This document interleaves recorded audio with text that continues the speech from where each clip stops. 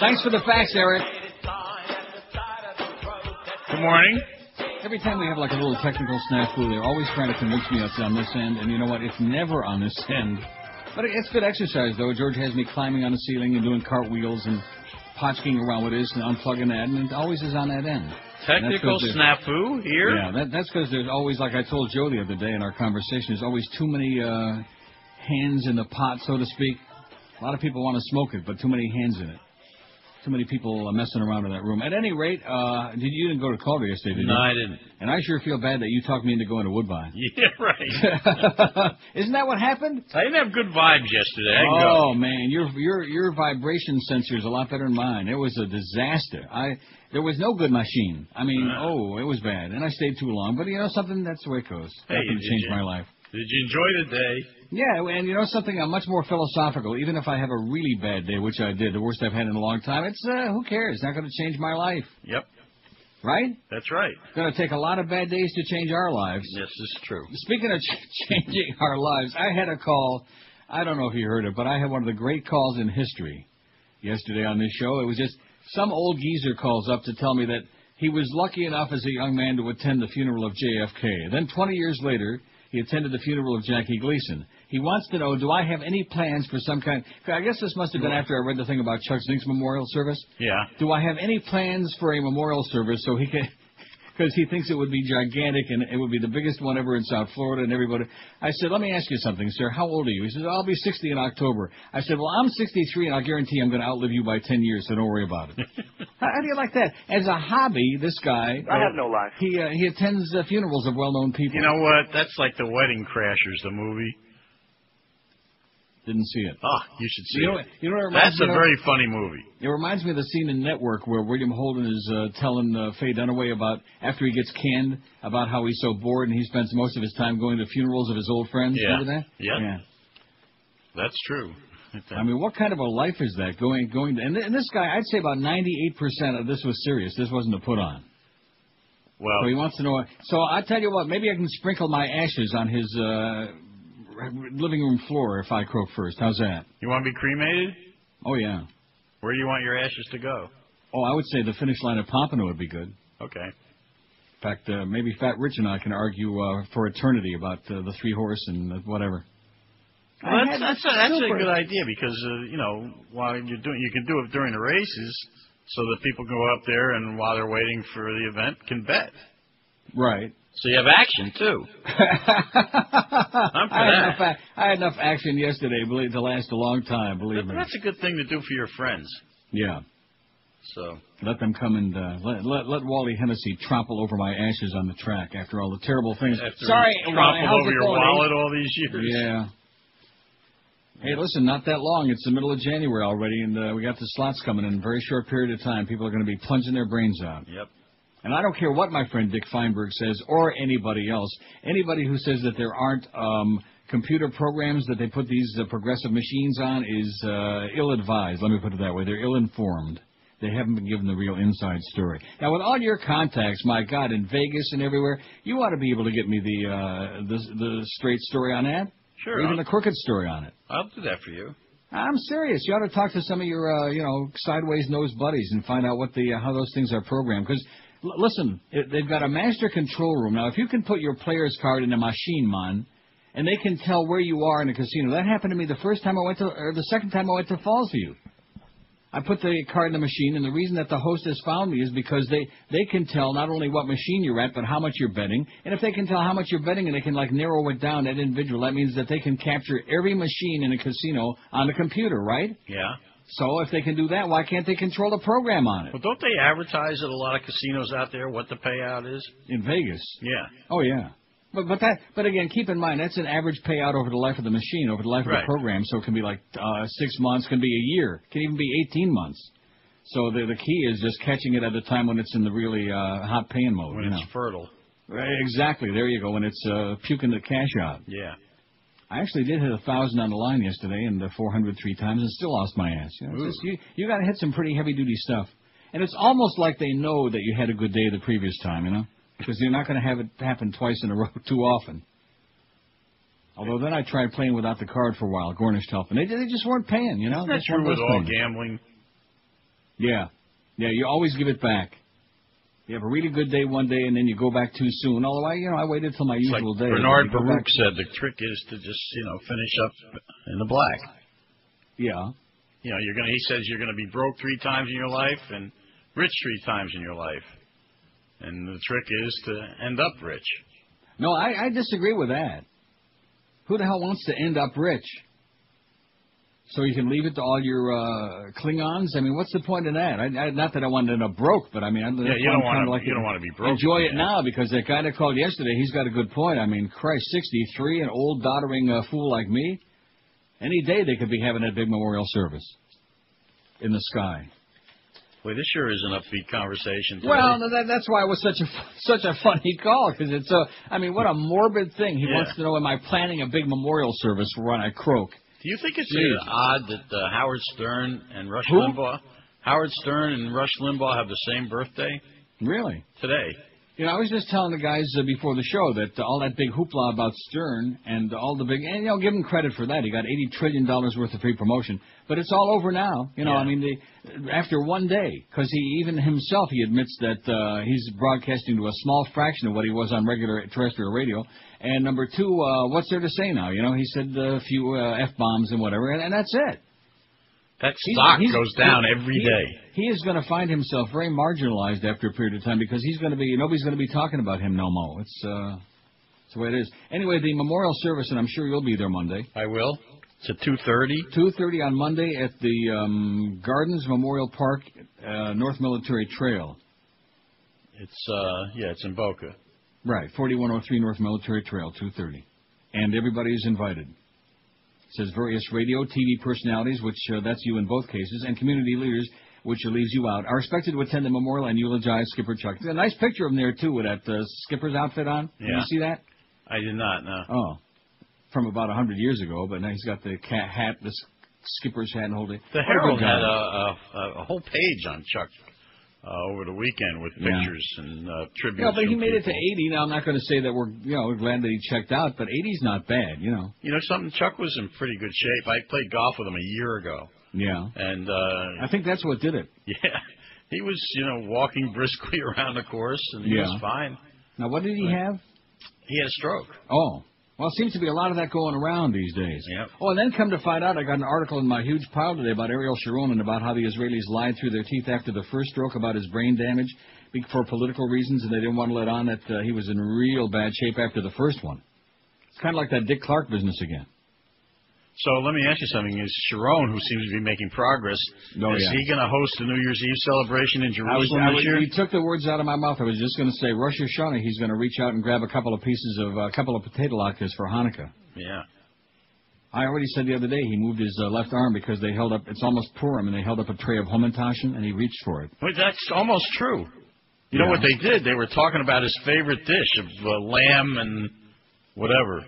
Lamb and seriously, this is not a joke. When he had the first stroke, and they described, I was in Amsterdam and I was watching on BBC, and they described the meal he had the night before he had the stroke: lamb chops and hamburgers and shish kebab, and for dessert 2 huge pieces of chocolate cake. I can't imagine why he had a stroke. Can you? Jesus God, 77 years old. He would have been a lot better off if when they brought the cake out, he just said, small piece for me. He made you look like Miss Twiggy, for crying out loud. That's how huge he was. Small piece for me. Yeah, tiny piece. Yeah. Michael Corleone was there. Cake. Remember that scene in Godfather 3? A lot of other ridiculous scenes in that movie. Here he's a diabetic who kept going into these seizures. Remember that? Yeah. Numerous times he kept going. And he's at the get-together there, and he's offering a piece of cake, and he's eating it. Yeah, but he just had small piece.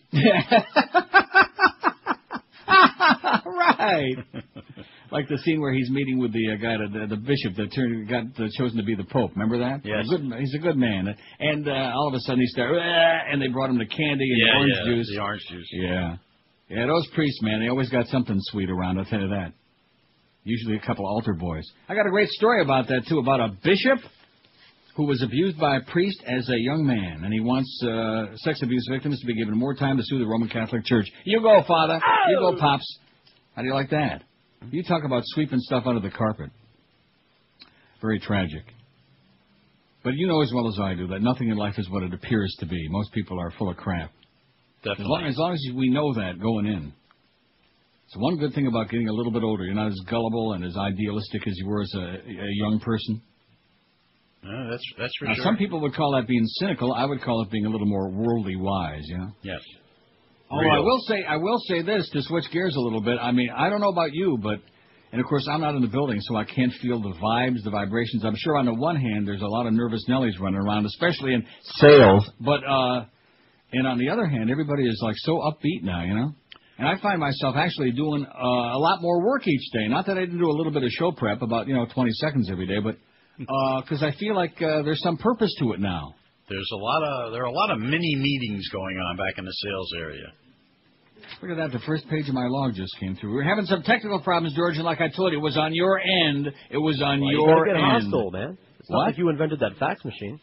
What fax machine? The one that you're using. If it's on your end, it's no reflection on you. No, that's not the point, but there's no point in my constantly going through all these gyrations here when we always know it's on that end, because there are too many fingers in the pie. I already told Joe about that, about all the gremlins who are running around in there, about all the people that have the keys to every room. What the hell's Robert Grieper doing with having keys to all the studios in there? A creep like that.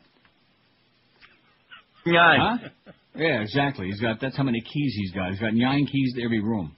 I wonder if he's got the keys. I'll tell you why he has them. Yeah. In case somebody left some pizza behind in one of them. Well, maybe that's part of his new assignment. That could be it. Good point. Yep. And all of a sudden you saw Mo. Oh, no. We got through the whole crop. I almost got through the whole thing. You're bad. You need to go to reform school. You brought it up. The hell I did. You mentioned Grieper. Yeah. Oh, so in other words, that guilt by association? Yeah. Grieper is a Klingon. Whoever show they put him on, he's sucking up. That's him. That's why he's still there. In fact, I should have talked. Next time I talk to Joe, I'll be sure and single him out for special abuse.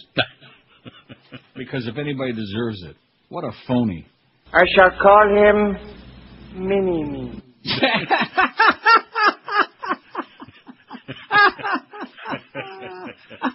Good Canadian boy there, Mike Myers.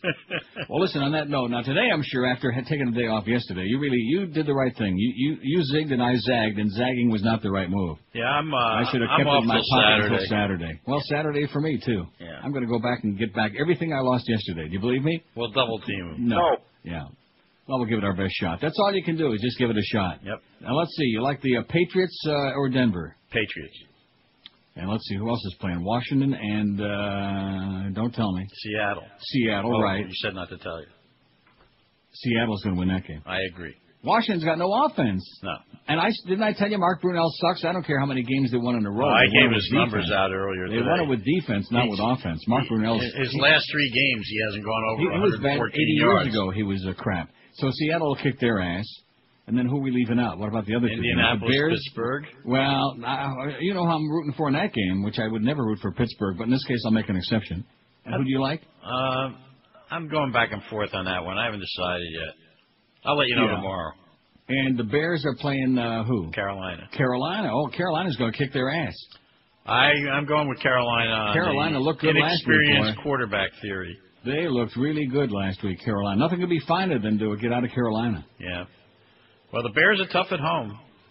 Their defense is 25 points better than anybody else. You know the biggest problem in the Carolinas? Too many goyim. You know what? I think I've talked to you about this before. There was always a hardcore, small, powerful Jewish population. In Charlotte. Yeah. Right. Western Carolina. In fact, there was a great humorist. Greensboro. Harry Golden. That's the one, Harry Golden. The Carolina Israelite. Oh, leave it to a guy named Goldberg to know Harry Golden. Right. I used to read his books. He was a funny guy. He was great. He was very good. And you know who else was great? Was Alexander King. They used to be on with Jack Parr all the time. Yeah. Do you ever remember him? Yes.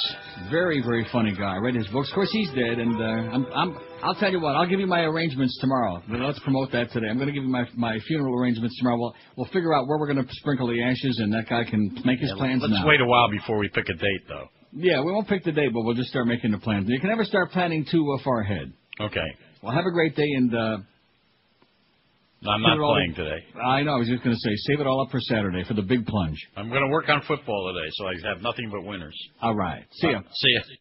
God, is that thing real? No.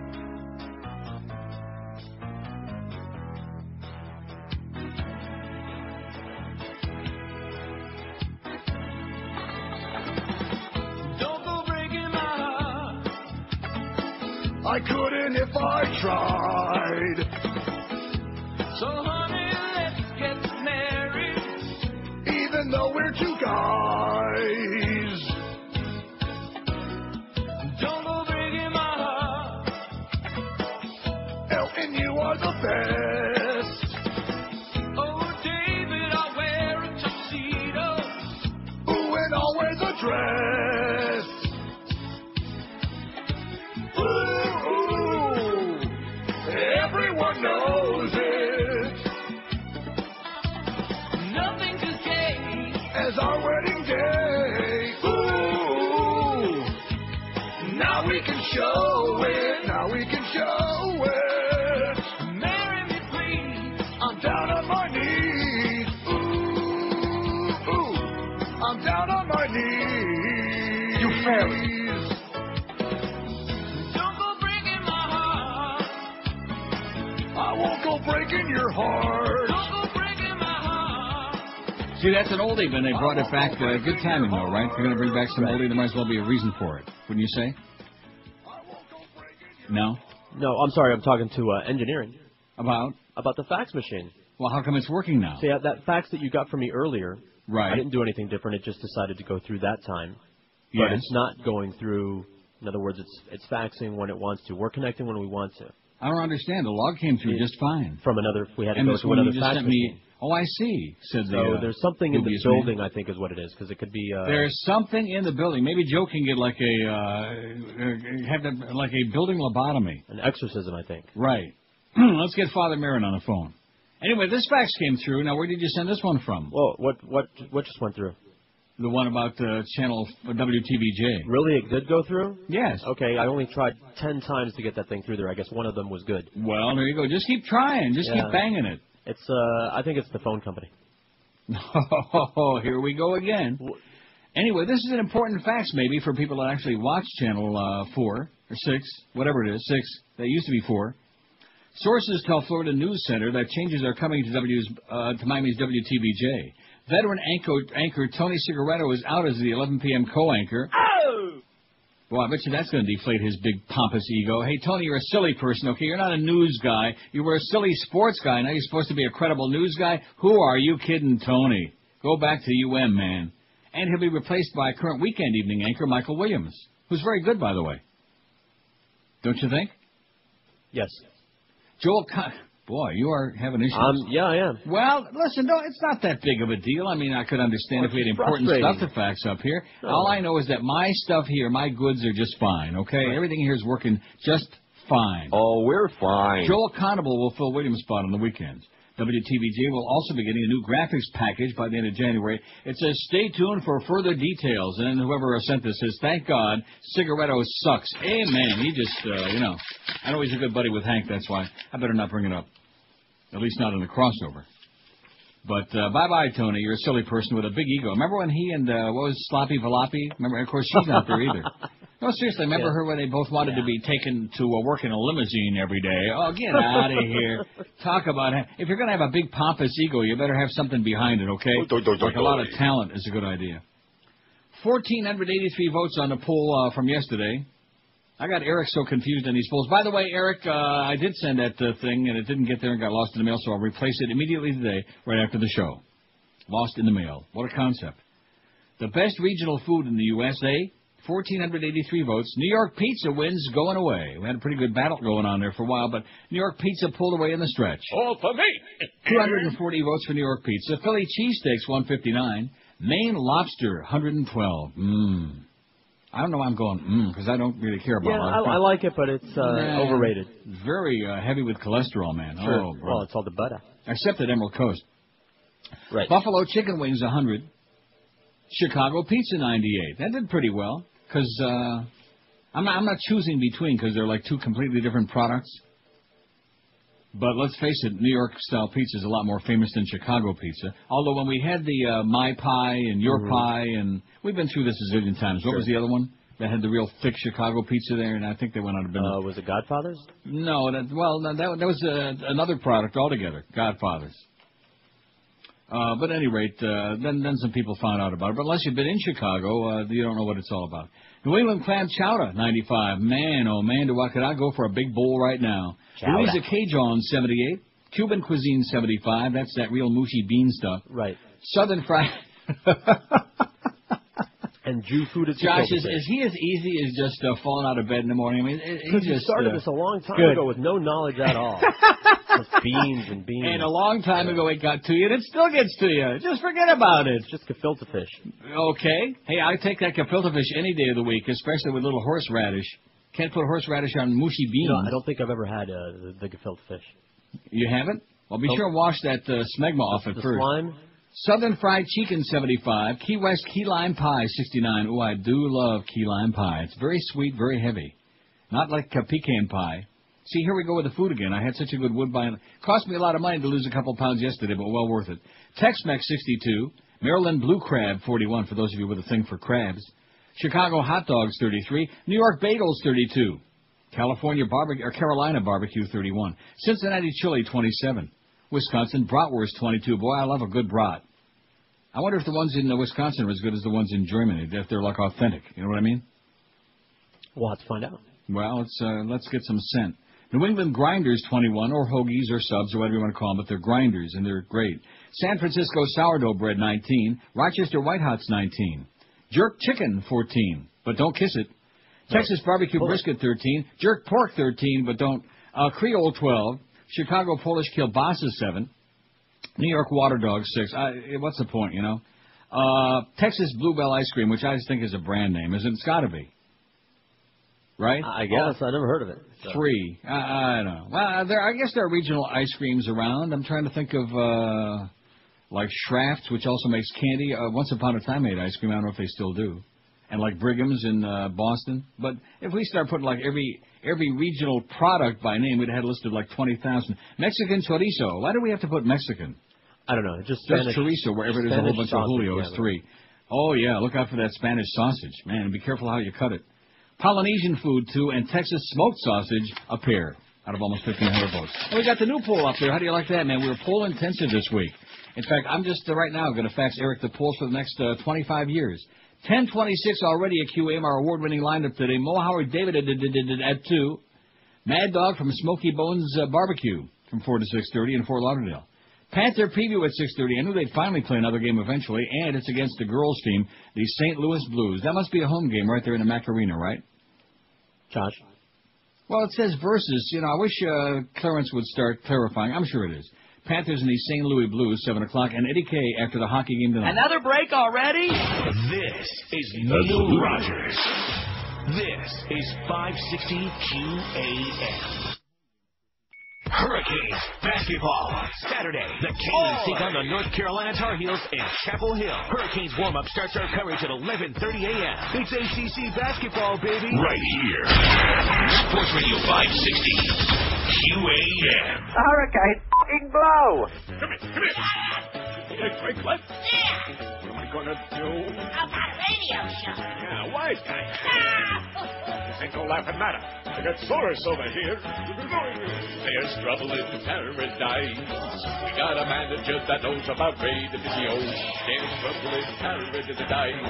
He might find out how bad my show blows. I got to find something else to talk about besides faggots or hoes. How about women and topics now?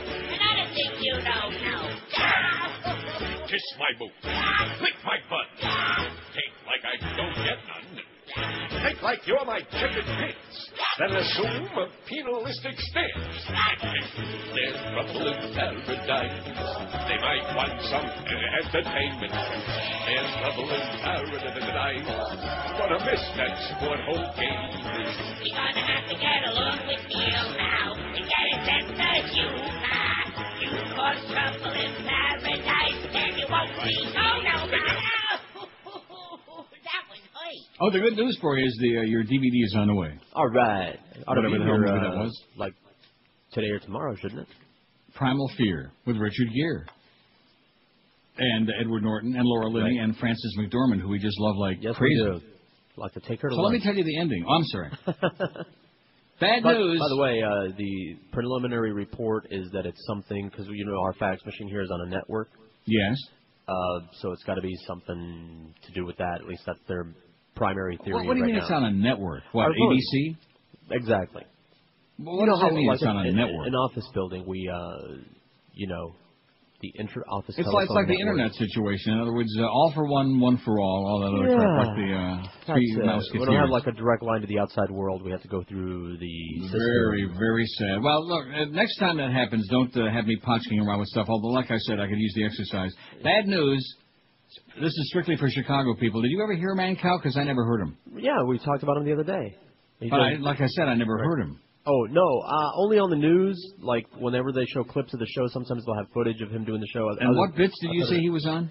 Updog, the Fargo phone scam. Oh, I got to play What's Up Dog in honor of Mancow's sidekick there. He does all the yelling guy, Anger Anderson. That's right. That's him. Yeah, but most of those we can't play anymore. Sure we can. The yelling guy? Yeah.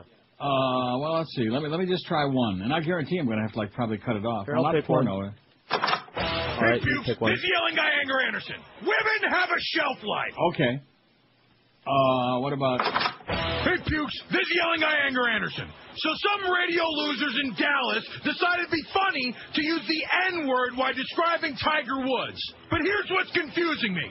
Some people are surprised. Listen, these people their sisters. There isn't a full set of teeth in the city of Dallas. I'll tell you what there is in Dallas, though. There's a football team called the Dallas Cowboys. And I'm not sure, but there might be some black guys on the team. Here's my prediction. Some radio station dorks are about to get their ass kicked. What was wrong with that? Nothing at all. He's got a good one on Anna Kournikova. Tennis girls, I like that. Oh. Cowboy Ray, a recurring character on Mancow's Morning Madhouse, died Tuesday night as a result of lingering injuries from a hit-and-run accident. The Chicago Tribune reports that on November 20th, Cowboy Ray, whose real name was Ray Hofstadter, had just left the Bohica Bar and Grill on Chicago's southwest side when he was hit by a car while crossing the street. He was taken in critical condition to Advocate Christ Medical Center, where he received initial treatment and was subsequently moved to Holy Cross Hospital, where he died on Tuesday. An autopsy was to be conducted today. I wonder if that guy that called yesterday is going to be going to that funeral. We'll be sure and keep you abreast with the arrangements. Well, I mean, Cowboy Ray wasn't all that famous in Florida, but nevertheless, he's a pretty well-known guy. The Tribune says the vehicle that struck Hofstadter fled the scene, and the driver still hasn't been found. Mancow's offered a $5,000 reward for information leading to the apprehension of the driver. Cowboy Ray was first invited to appear on Mancow's Morning Madhouse 10 years ago after frequent phone calls and drop-by visits. Ah-ha! You see, if you try hard enough. He became known as the resident expert on such random things as cuckoo clocks and the 60s TV show Dark Shadows. Cowboy Ray also starred in a TV commercial promoting the Morning Madhouse, and now he's dead. Some slimeball. Well, speaking of dead people, all you people with your crazy religions, man, see, you can't really single out because they're all, I think it was the Orthodox, they're davening at the Wailing Wall in Israel, and they're rocking back and forth. And then, of course, the Muslims on the magic carpets with their heads in each other's ass. And now, just to show you how pedestrian that kind of exercise is, now we've got everybody schlepping to the Hajj pilgrimage in Saudi Arabia. Dozens of people are reported to have been killed in the stampede during a symbolic stoning ritual. Oh, we got to play that bit, too, about the guiding Shiite. Oh, yeah, one of my favorites. Government officials said the number of people killed in the Muslim holy city of Mecca was unknown. Mecca, who did that? Gene Pitney sang Mecca, I think. I'll look it up. Boca Brian will know. Mecca...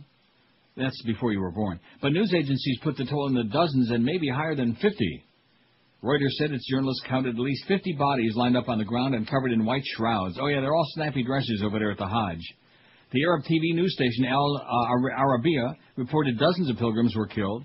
A U.S.-based religious scholar who arrived shortly after the stampede said it was a heartbreaking scene. Looking at the amount of ambulances brings tears to your eyes, he said. The stampede, like others in the past, happened during the stone-throwing ritual in which the pilgrims stone a symbolic devil. Oh, my God. Oh, I don't have Mecca. But I do have our theme song here for this. Town Without Pity? Right. No, South Florida's theme song, yeah. I like Gene Pitney a lot. Sorry, step on this here.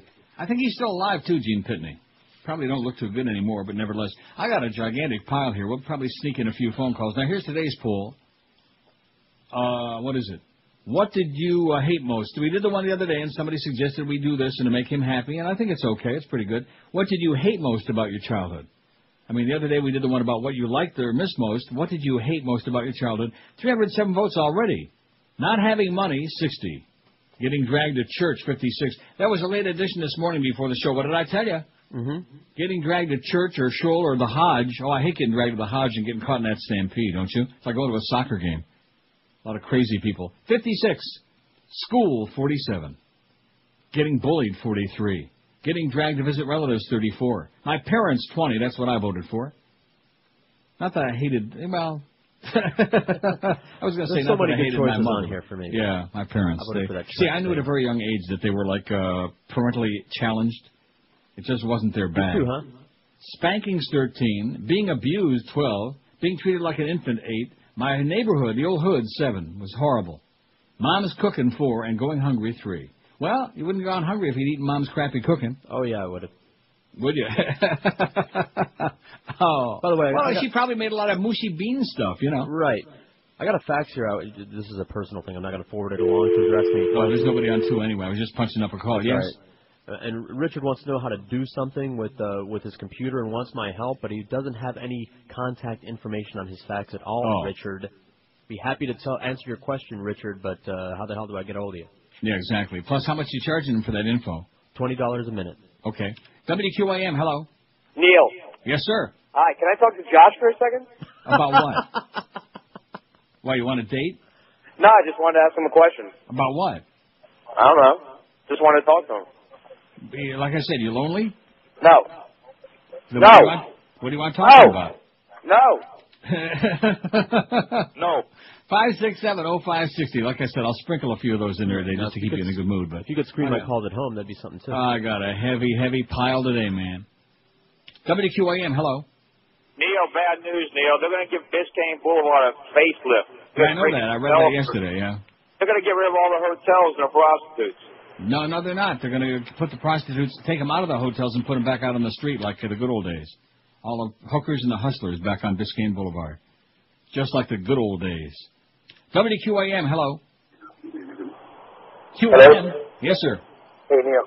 How's it going? Hey, I know you got school on there, but can you put teachers, just the word teachers alone? Or is that... I would think that probably your teachers were in school. Yeah. You know, that would probably be one of the reasons you hated schools because, No, I hated school because of the janitor. Yeah, how about the classroom? How about the smell in the classroom? Those desks. Hey, yeah, those crappy little cramped desks, you know? Right, and the sound of chalk on the chalkboard. Roids sitting in those and the sound of the fingernails scraping on the chalkboard. And kids farting in class right kitty corner to where you're sitting, you know, and there's nothing you could do. You couldn't get up and run. All of these things. WQAM, hello. Neil, can I talk to George?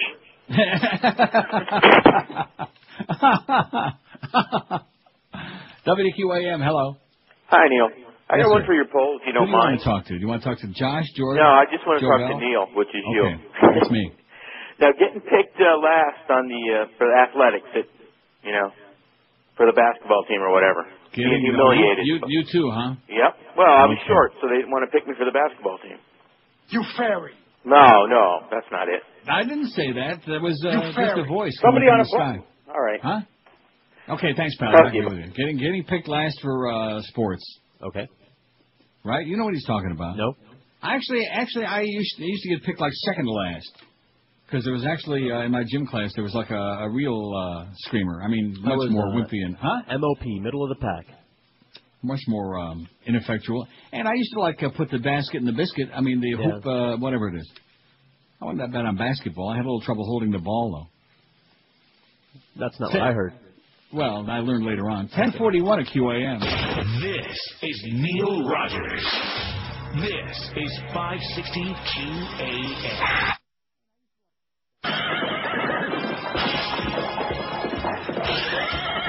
They rode from Bareback Mountain to Cowpoke Chaps in Chat. There's not much strange about them outside their garter straps. Way back then in the Christian West, rednecks were gay as today. With man's legs wrapped around them, a squealing cowboy bride. The bullets fly from the guns they shoot. with double-fisted fun. There's been other gay cowboys too. John Wayne was Marion. His name was Marion. Absolutely. They rode from Fairback Mountain to pretty cowboy guys. On saddles they come mountain with some help from Astrolite.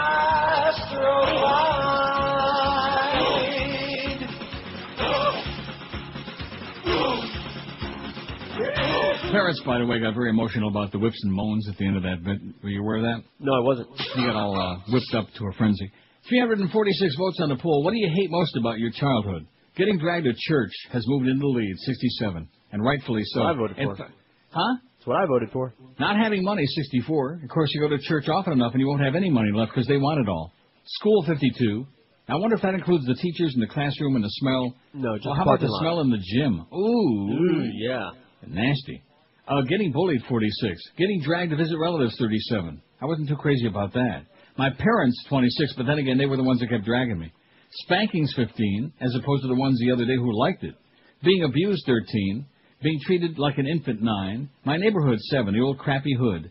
Mom's cooking, 6. Going hungry, 3. And getting picked last for sports, solamente uno so far. Now we got a new number. The number is rising by the minute. In the Hodge, it's now more than 100 that have been killed in the stampede. Really? And let me just read that one sentence again. The stampede, like others in the past, happened during the stone-throwing ritual in which the pilgrims stone a symbolic devil. Ooh. Couldn't they just call in Father Marin for a little exercise? And, you know, see, now you know as well as I do that most people, since most of the people we're talking to are not Muslims, they look at that and they think, what a ridiculous asinine religion. And, you know, Right. Well, guess what? Manistana halala hazeh. You know, why is this different from any other religion with all the trappings and the crapping? And speaking of that, what a good segue into this first story today. An American bishop revealed yesterday that he was touched inappropriately by a priest 60 years ago, saying he wanted to discuss the abuse when he thought it would do the most good. Auxiliary Bishop Thomas Gumbleton, who wants sex abuse victims to be given more time to sue the Roman Catholic Church, is believed to be the first U.S. bishop to disclose that he was a victim of sex abuse by clergy. Bishop Gumbleton told CBS Evening News anchor Ancient Bob Schieffer that it was difficult for him to disclose the information. I tend to be quite a private person. I don't like to talk about things like this, and yet at this particular instance, it seemed that it could be helpful. I've been in touch with many victims. I know how important it was to them, he'd be saying. Gumbleton, 75, spoke Wednesday in support of an Ohio bill that would remove time limits that have prevented past victims from suing the church over their alleged abuse. Some perpetrators haven't been exposed yet, and the only way to ensure they are is through the courts, he said. Ohio bishops have agreed with extending the time limits for future abuse cases, but have vigorously lobbied against the provision allowing a one-year window for victims to sue over abuse that happened up to 35 years ago. I regret that we need this type of legislation, but I insist we do need it, Gumbleton said before meeting with lawmakers who are undecided on the bill. Gumbleton serves in the Archdiocese of Detroit, the fifth largest in the USA, with about 1.5 million Catholics in 6 Michigan counties. Gumbleton said he was a seminary student in Detroit when a priest took him and other boys to a cabin northeast of the city. The priest started wrestling with him playfully, then he put his hands down Gumbleton's pants. Gumbleton removed himself from the situation. I was able to escape a terrible trauma, he said. Maybe he was just searching for dingleberries. You think? I wonder if he found any. Berries. Probably. He said he understood why some victims never brought lawsuits within legal time limits after reaching age 18, which are 2 to 5 years in most states. I have an awareness that I think some other people might not have. They said they would say, of course, you could have brought this forward 20 years ago, but I think I have some understanding of why they didn't, and why at this point they ought to have the opportunity to do it. Gumbleton said he thought about bringing up the incident at meetings of bishops, but the timing just wasn't right. The slowing down of Ohio's bill, which unanimously passed the Senate, prompted him to come forward, to come out of the abused closet, so to speak. It seemed to be a very timely moment to do it because I could make a difference for the victims, he said. How do you like that? You go, Bish. What do you call him? Bish, whatever. The bishop. Yeah. Yeah, I got a whole series of these stories about what America is, I don't know if I want to say what it's turned into, because it's what it is. By the just way, huh? It's probably just as well that I can't send you any faxes today. Why is that? I sure receive them, but you know how there are good phone days and bad phone days? Bad fax days? Oh, what's swill? Like what? Oh, just like, for example, the latest Howard Stern report. No, we don't need Howard Stern reports every day, you know? We really don't need that. because it comes from the same one or two people who Right. are trying to tell us I have no we lie. don't care, and neither does anybody else. Who, if we want to hear a story every day, go out and spend the money every month. Otherwise, leave us alone, okay? Why should we be talking about that now when we were talking about him even when he was on the station? Right. Well, what's the point? Especially now that nobody else is either. Right, exactly. Yeah, the party's over. I hate to break the news to you, okay? If you enjoy his show, no problem. Have a great time, okay? Right. But in the meantime, that whole sucking up to free publicity, trillions of dollars worth, it's all over with now. So people either subscribe or they're thinking about it or not or whatever, and that's it. And he's removed himself from the mainstream of the media, and that's where he wants to be, or at least. And they also just released all that stock option money to him, $218 million that he and Buchwald are getting. So they're not going to miss any meals. Maybe he can even get a haircut now. But these people who are obsessed and think that we share the obsession, forget about it. Really, you're right. It wears you out, doesn't it? Yeah, it Just does. like that one of your people, that Julio that called yesterday. Well, Canada's not on Syria. Well, too bad. Yeah, don't come to Canada then, okay? That's my best suggestion to you, okay? We don't have no mushy beans here, so don't come to Canada. A federal appeals court has upheld a 55-year prison term imposed on a Utah man with no criminal record who was convicted in 2003 of selling several $100s worth of marijuana on 3 occasions. Several $100s worth of marijuana, and this guy in America gets 55 years. That's the American way. You got it. The case of the man, Weldon H. Angelos, a record producer from Salt Lake City who was 22 at the time of his crime, has become a benchmark in the debate about sentencing rules and justice. The trial judge in the case complained in issuing the sentence which was required by federal statutes, and he thought it was excessive. No. And 29 former judges and prosecutors agreed in a brief filed on Mr. Angelos' behalf. But a 3-judge panel of the 10th Circuit Court of Appeals in a decision issued late Monday in Denver rejected those arguments. The sentence properly reflected the will of Congress, the court said, and wasn't cruel or unusual punishment. Yeah, it's only 55 years. So I wonder what Chief Timothy's kid is going to get for selling those 2 million pounds of pot, or trying to. Mr. Angelos, wasn't it 50 million pounds? Mr. Angelos was reported by a witness to have been armed with a pistola during 2 of the drug sales and requiring stiffer sentences in cases where drugs and violence are linked, the court said, as legitimate social policy. He was armed with a pistola. Didn't shoot anybody that I know of, but nevertheless. Although the district court concluded that his sentence was disproportionate to his crimes, we disagree, the court said. In our view, the district court failed to accord proper deference to Congress's decision to severely punish criminals who repeatedly possess firearms in connection with drug trafficking crimes and erroneously downplayed the seriousness of Angelos' crimes. His attorney, Jerome H. Mooney, said the decision would be appealed either for reconsideration by the full Court of Appeals or directly to the U.S. Supreme Court, such as it is. Oh, and how about poor Sam Alito's wife yesterday? Oh, she left the courtroom. She left the hearing room in tears. Good. She ran out in tears because of the Democrats' attack on her husband and all those true things she said. Somebody could have pushed her down the stairs. Give me a break already. Are we talking about kindergarten here? Are we talking about the Supreme Court? You know what really gets to me? You know, you try to tell people before an election what the real important things are. Like, hey, if you put this Nazi in here, you're going to get a Supreme Court stacked way to the right. They're going to overturn Roe v. Wade. They're going to turn a lot of civil rights legislation back. They're going to turn the clock back 50 years or more. Oh, yeah, well, yeah, good point. Well, now what? Huh? Oh, gee, how did this happen? Because you know damn well that this whole exercise they're going through now, this dog and pony show, that's all it is a dog and pony show. And maybe the Democrats will try to filibuster in the Senate, which I doubt, but he'll get confirmed. They got the votes. They got the votes. So when you went out there and voted for all these good Republicans out there, like Mel Martinez, for example, maybe you weren't thinking too straight about what or maybe you like fascism. I don't know. Canadians seem to be enthralled with it now. They're going to put Stephen Harper in charge, who's kind of like Bush Light. Same crap. Fascism is sweeping the world. Just look at that new Nazi Pope, baby. Mm-hmm. Make no mistake about it. Fascism is making a big comeback. Oh, never again. Yeah, never again, my ass. All the cliches all the time. See, life is more than just a stupid cliche. Got a story about a bill push to curb violent video game sales, too. Speaking of people that don't understand the Constitution, which is most of your Latino legislators in Florida, by the way, including Senator Alex Diaz de la Portilla. They just make it up as they go along because, you know, fascista rhymes with Batista.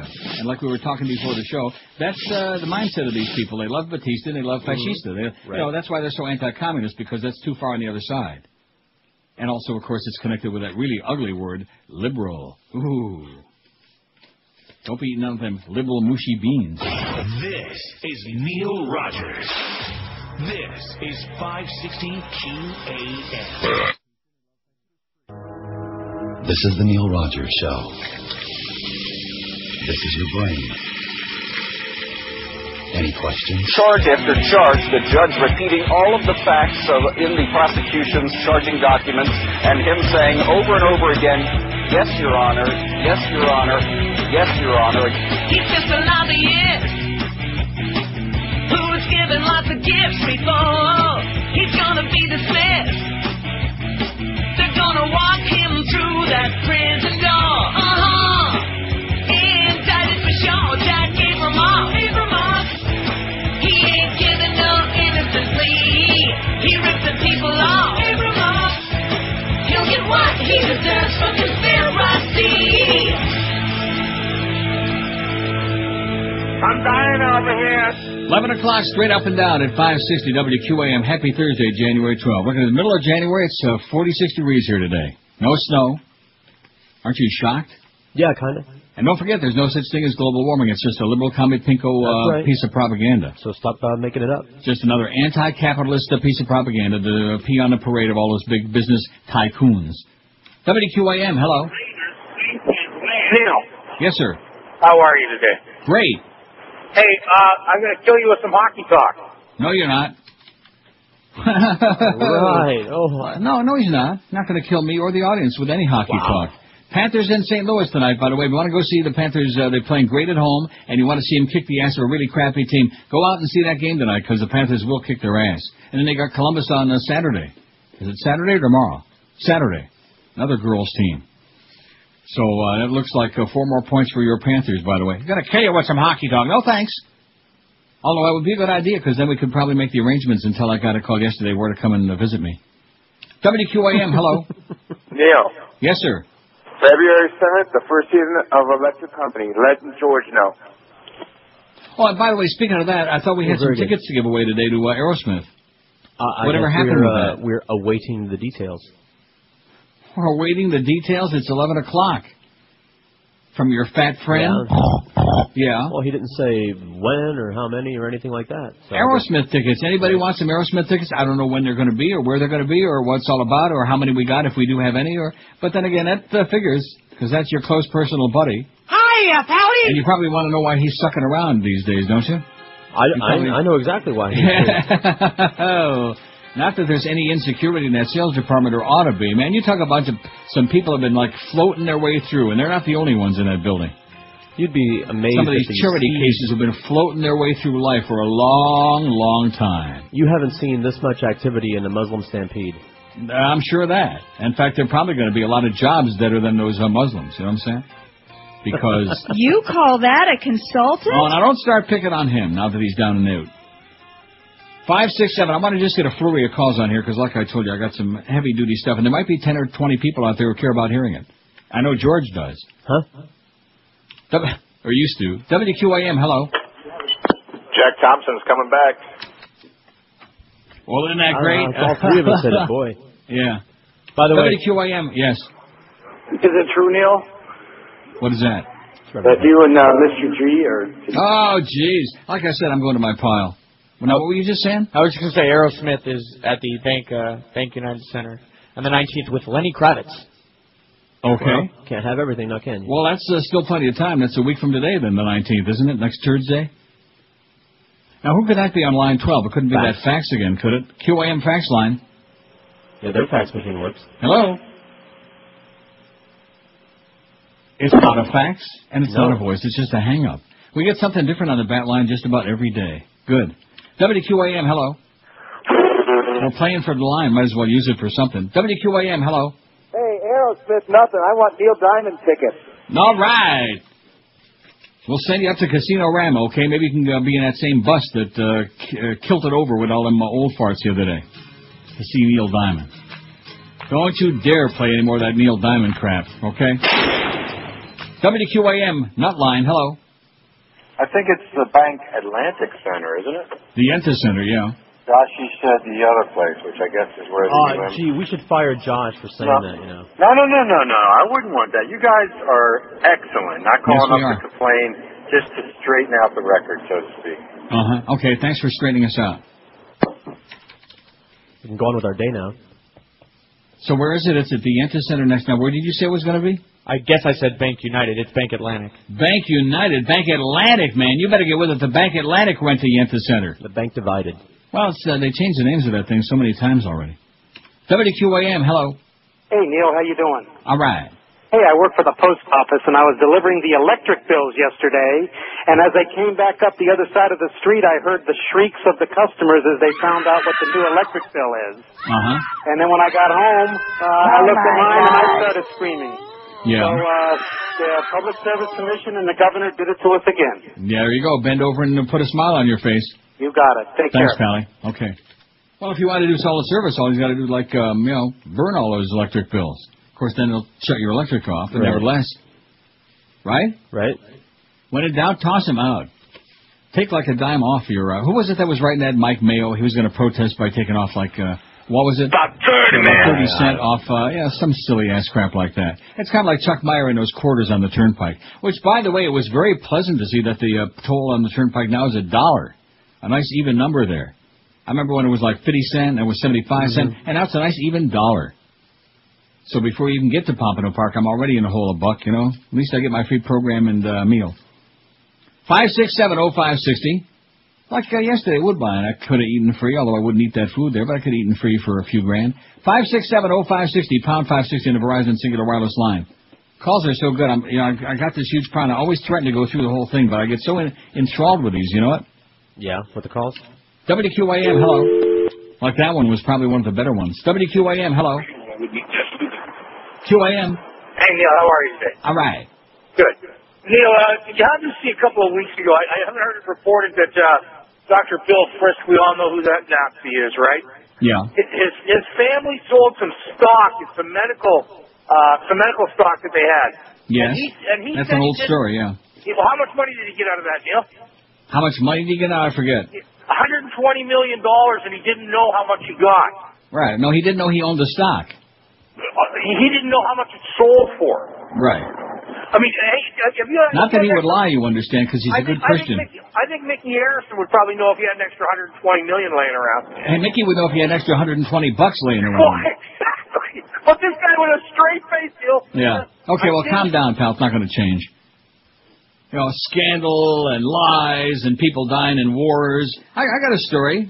As a matter of fact, it's by your close personal friend, Doug Thompson from the Rant, Capitol Hill Blue. Bush planned war with Iraq long before 9/11 attacks. I love that guy. Doug, I might push that right up toward the top of my pile now. In fact, speaking of my pile, I got to get to it. This is all well and good. Yeah, stop threatening.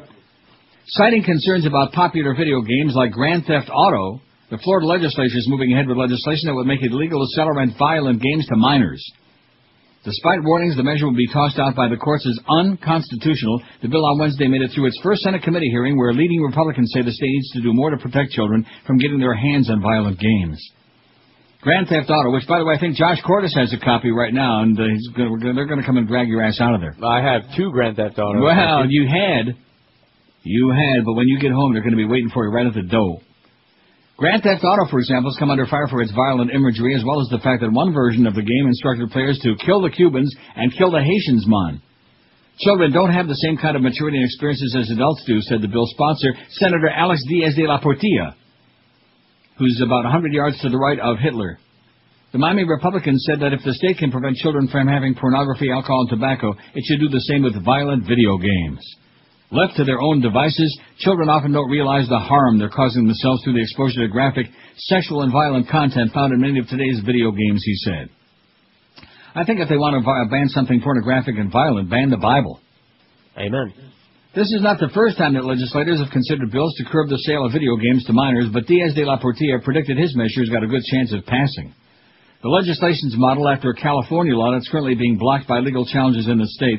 Meanwhile, prominent Democrats like U.S. Senator Hillary Clinton of New York are pushing to have Congress consider banning the sale of violent video games as well. Boy, is she pandering or what, huh? First it's burning the flag, and now it's violent video games. Who are you kidding, honey? The panderer.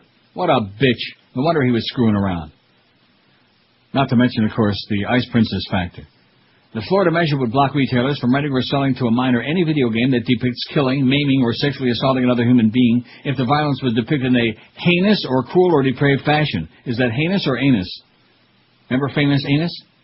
Yeah. Adults would still be allowed to purchase the games. On Wednesday evening, opinion was divided at GameStop, a video game store in Pembroke Lakes Mall in Pembroke Pines. This is in the Herald. Davie resident Luis Santiago, 15, a 10th grader at Nova High in Davie, said an age limit for buying and renting violent video games should be established. The violence in video games does have an effect on kids, he added. Kids often imitate everything they see, Santiago said. They try to imitate the shooting and the cops they see it as fun. But Miramar resident Samuel Falmer, 19, who said he's been playing video games since he was about 12, called the bill unfair. Falmer, a student at BCC, said the violence in the games doesn't add to an increase in aggression among kids. It's the difference between games and real life, he said. Under the proposed legislation, game manufacturers would be forced to place a large 18 sticker on the games, and any retailer that sells a violent game to a minor would be charged with breaking the law and subject to a $1,000 fine. Video game industry representatives, as well as an executive with the video and movie store chain Movie Gallery, told legislators yesterday that the bill wasn't needed and violated the First Amendment.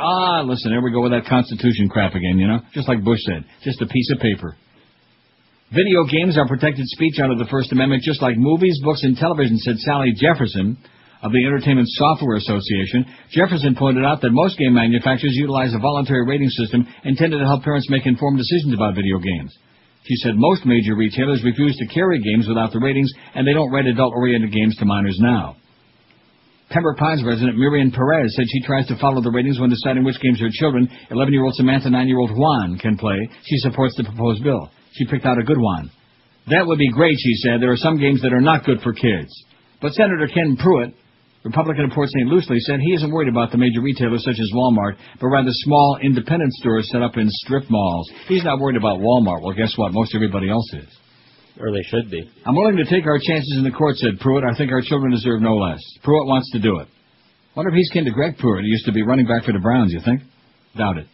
The State Senate Commerce and Consumer Services Committee passed the bill on a 7-to-1 vote. Senator Evelyn Lynn, an Ormond Beach Republican, was the lone no vote, citing censorship concerns. Screw that, honey. When in doubt, just toss everything out.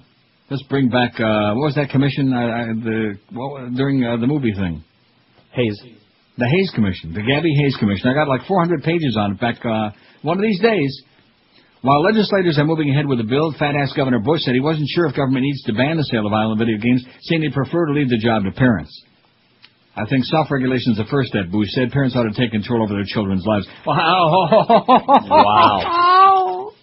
Revolutionary. Your fat-ass governor, what a comedian. Parents ought to take control over their children's lives. What a clown. This is Neil Rogers. This is 516 AM. Von das Lutschen. King Kong. Now, when I was a young man, the movie I would see about a giant ape on late night TV. King Kong. He made a lot of money. King Kong. Being a big monkey always gets more thrilling. Climbing up a building. Now when we heard there's gonna be a remake, we gathered up our money to see the giant primate. King Kong, longer than 3 hours. Long Kong, by the guy who made 2 towers. When you want some action, call in Peter Jackson. King Kong. Now when he dies, don't think that he's a nut. He just fell real hard for old Naomi Watts. King Kong. He's going for an Oscar. King Kong. He's our favorite monster. Eating big bananas, moving to Manhattan. Eating big bananas, got a lady in his hand. King Kong. I'm not a handsome monkey. 11:18 at 560 WQM. 435 votes on the poll today. Not too shabby, huh? It's not even 11:30 yet. Ooh. What did you hate most about your childhood? Getting dragged to church, 86. Getting schlepped over there for all that pomp and circumcise, all that nonsense. Baruch atah Adonai, yada da da da. Put that shmata on your head. And then, of course, the Catholics with the beads and the baubles. Remember that song by Kirby Stone 4? Baubles, bangles, and beads. What year was that? 1802. Getting dragged to church, 86. Not having money, 80. School, 68. And I bet you that includes the teachers, the classroom, and the smelly kids. Right, and recess. Getting bullied, 64. Getting dragged to visit relatives, 43. Especially relatives that you never wanted to see again. My parents, 29. Oh, boy. Spanking, 16. Being abused, 13. Being treated like an infant, 10. My neighborhood, 8. Getting picked last for sports, 7. Mom's cooking, 7. It really sucked, they said. Now, one thing about me, Mom's cooking was pretty good. Until the last till later on in her life, like the last 30 years. And going hungry, 4 out of 435. The last how many years? About 30, man. Okay, now let me dig into my pile heavy duty here, because the calls are like, this week, it's just one of those things, They are what they are, right? Like these we had some informative stuff there, especially after you screwed up the name of the Yenta Center, although everybody knew exactly what you were talking about. Yeah, I just wanted to set your ass straight, that's all. I want to straighten you out. That's what Doug told me. Now, Doug Thompson writes the rant, Bush planned war with Iraq long before 9/11 attacks. This is fairly long, and you know what? Too bad. Because, ordinarily his columns aren't like all that lengthy and ponderous. This one is, though. And who cares? President Bush began planning a war with Iraq before he took office on January 20, 2001, and long before the 9/11 terrorist attacks gave him the excuse he needed to push American intelligence agencies to fabricate evidence that Saddam Hussein had weapons of mass destruction or plotted with Osama Yamama to attack America. By the way, how's Osama doing? We got him yet? I don't think about him no more. Bush knew from the get-go he wanted to invade Iraq. It was on his mind before the election, and campaign aides say he was obsessed with getting Saddam. We'd be on a campaign plane talking about domestic issues, and he would change the subject and start rattling on about what great evil Saddam Hussein was, and how if he won the election, he'd finish what his father failed to do, topple Hussein, says campaign worker Jerry Caulfield, who worked for the administration a year before leaving. Others tell similar stories. The terrorist attacks weren't the reason Bush invaded Iraq. They provided the excuse. We will confront weapons of mass destruction so that a new century is spared new horrors, Bush said in his inaugural address 2001. On January 21st, Bush held his first meeting of the National Security Council in the White House. At that meeting, he ordered the chairman of the Joint Chiefs of Staff to draw up plans for an invasion of Iraq, as he said, a contingency. On February 16th, in a press conference with Mexican President Vicente Fox, Bush said, Saddam Hussein has got to understand that we expect him to conform to the agreement that he signed after Desert Storm.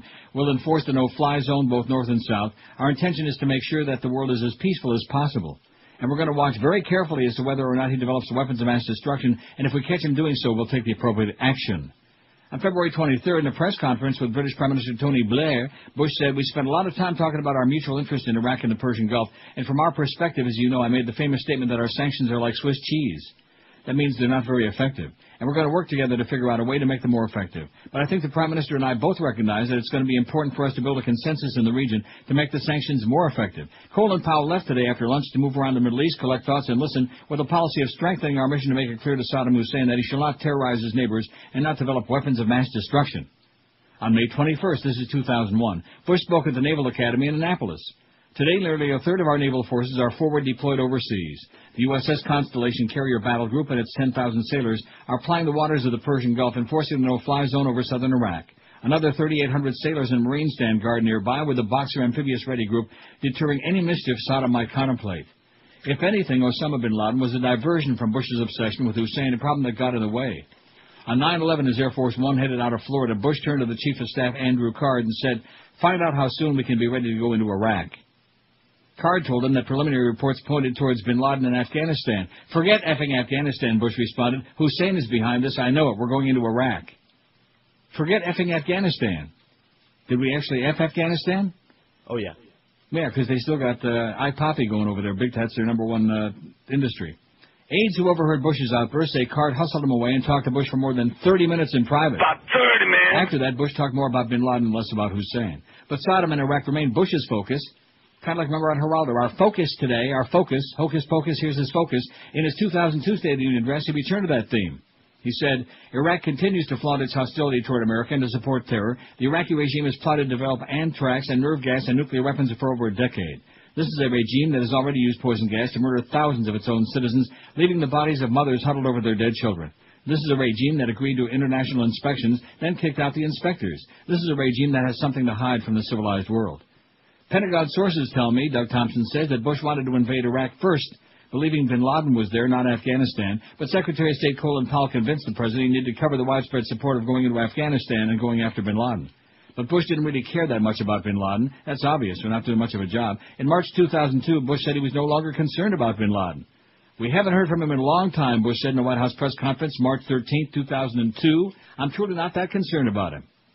Now, don't go picking on Sam Alito, by the way. His wife's going to cry right out of the room again. In Bush's mind, bin Laden had never been the issue. He set his sights on Hussein from day one, and nothing, not facts, not truth, not international law, would stop him from doing what he planned to do all along, invade Iraq and launch the most divisive war since Vietnam, writes good old Dougie Thompson in CapitolHillBlue.com. Amen. Well said. Nobody's listening. Nobody cares. Bada-beep, bada-boop, bada-bop. 2,207 dead Americans and people dying like flies there every day. It's like a bloodbath. It's like lunacy. And by the way, we're occupying that country. I just thought I would point that out. Preoccupied? For a very long time now. Yeah, we're preoccupied. And we're going to spend already over $2 trillion of your money. That's worth it. Freedom's on the march. Too bad they can't rebuild the infrastructure of a lot of the cities and like the levees, the levees in New Orleans, all of these things, because we're spending most of your tax dollars. We're flushing it down the toilet. And, of course, putting it in the hands of people like Halliburton and formerly Enron, all the other good buddies, the corporate buddies of Bush, Cheney, and Rumsfeld, etc.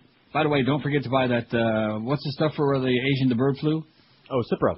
No, not Cipro, the new one. Oh, I don't know. Tamiflu. You better get with it, mister. Sorry. You don't know. I thought you were supposed to be the drug expert. Camel flu. Camel flu. Only illegal drugs. Yeah, you stick it in your hump. And then what? Hump it. Come on, get with it. By the way. Camel flu. Wouldn't that be something if it turned out the camels had that, whatever that is? Thank you, Power Smoothie. And you know where you take them? Go in the locker room and pump. Yeah. Oh, Power Smoothie came by and brought you what? Right. They brought me a coffee shake, like an iced coffee shake, and a bowl of mushy beans. A bowl of mushy beans. Man, right. I feel so Cuban now. Okay, what Mexican mushy beans, but I feel so Mexican. That's right. Actually, that is a Mexican thing. Yes, it is.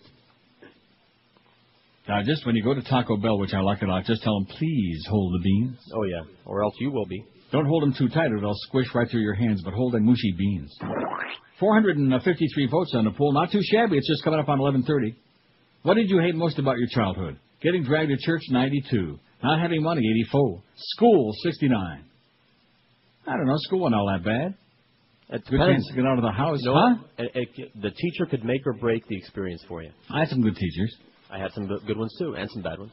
Considering a little hick town like Canandaigua, New York, in fact, we had a good high school, Canandaigua Academy. Sounds like real prestigious, does it? It wasn't, but nevertheless. And nobody brought any guns or knives to school. I know that's way back in the day, and we were kicking it ancient style and yada yada, all that other crap, you know. Can't have no fun without bringing a few weapons to school. School 69, getting bullied 64, which we're all assuming is in school or like after school or in the playground or anywhere you went. Getting dragged to a visit relatives 46. What a pain in the ass. My parents, 29. Now, that number, I guess most of you folks have good parents. Josh has got good parents. Yes, he does. So there's 1 out of 3 here. Are you starting to chase her, or is that Miguel chasing her around the building again? Well, I'm not starting. No. Spanking, 16. Being abused, 15. That's George's wish now. He wants Josh's mom to spank him right on the ear. Being treated like an infant, 10. Getting picked last for sports. All the guys that stand around and say, "You fairy." 9. My neighborhood, 8. Mom's cooking, 7. And going hungry only 4. I guess those little kids never heard about that soup kitchen. This is Neil Rogers. Probably better than Mom's cooking. This is 560 QAM.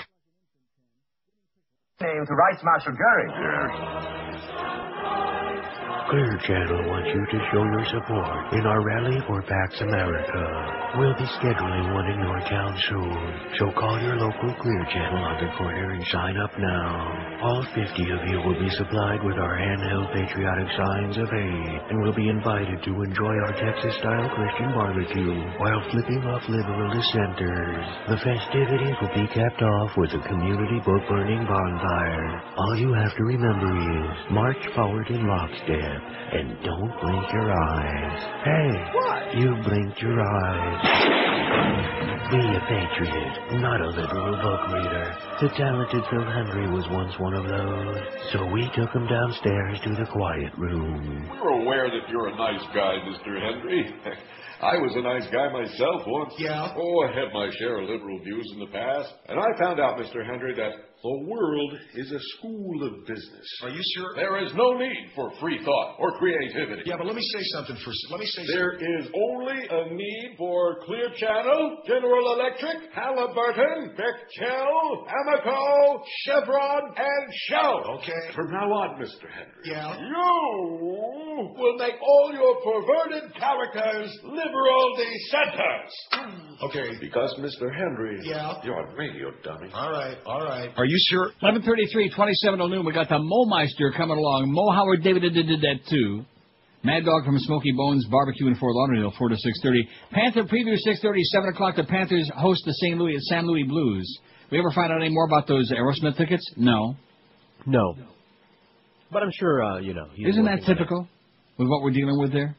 Well, you got to. What did he say to you when he called you this morning? He said, "Would you be interested in giving away?" I know what the first thing was he said. Hiya, Pally! But after that, that's right. Would you be interested in giving away some Aerosmith tickets? And I pimped it right across, and you said, "Yeah, sure, why not?" And he said, "Okay, I'll go set it up." Now look, he's a fat man. You know how you've seen him move or try to. I was even in spite of my bad day at Woodbine yesterday, in such a good mood with this new regime we've got now and everything like smelling roses at the QAM. And now you're starting to bring him back into the mix again, as they say. I didn't bring him in. He did. Oh, boy. Well, mix him out. Turn him into mushy beans. I mean, that would feed like a whole city. That would feed Manhattan. Speaking of bad stuff, this just in. More bad stuff. Males armed with baseball bats or sticks attacked and beat 3 homeless men senseless early this morning in Fort Lauderdale downtown and in the beachside areas, police said. One of the homeless men was listed in critical or life-threatening condition in the area hospital, and the other 2 were listed serious. I mean, why should South Florida be outdone? They just had a lynching the other day in Carolina. Nothing could be finer. So why not try to do a little business? The attacks occurred between 2 and 4 this morning and involved 2 to 4 young white males, Channel 6 says. The attacks occurred near the FAU building downtown on Las Olas, another several blocks west to the Broward Center for Performing Arts in the Himarshi Historical District. What is that? The Himarshi Historical District? Never heard of it. And the third near the Church by the Sea off the 17th Street Causeway. Police believe the incidents are related. Oh, no. Police have reported to us surveillance video of the attack at or near the FAU complex. Go ahead, get those guys and, blow their brains out. Bunch of crap. Beating homeless people silly. This is what we got now, a bunch of violent lunatics. And it's probably because of those video games that we're watching. That's probably right. Because, don't you think?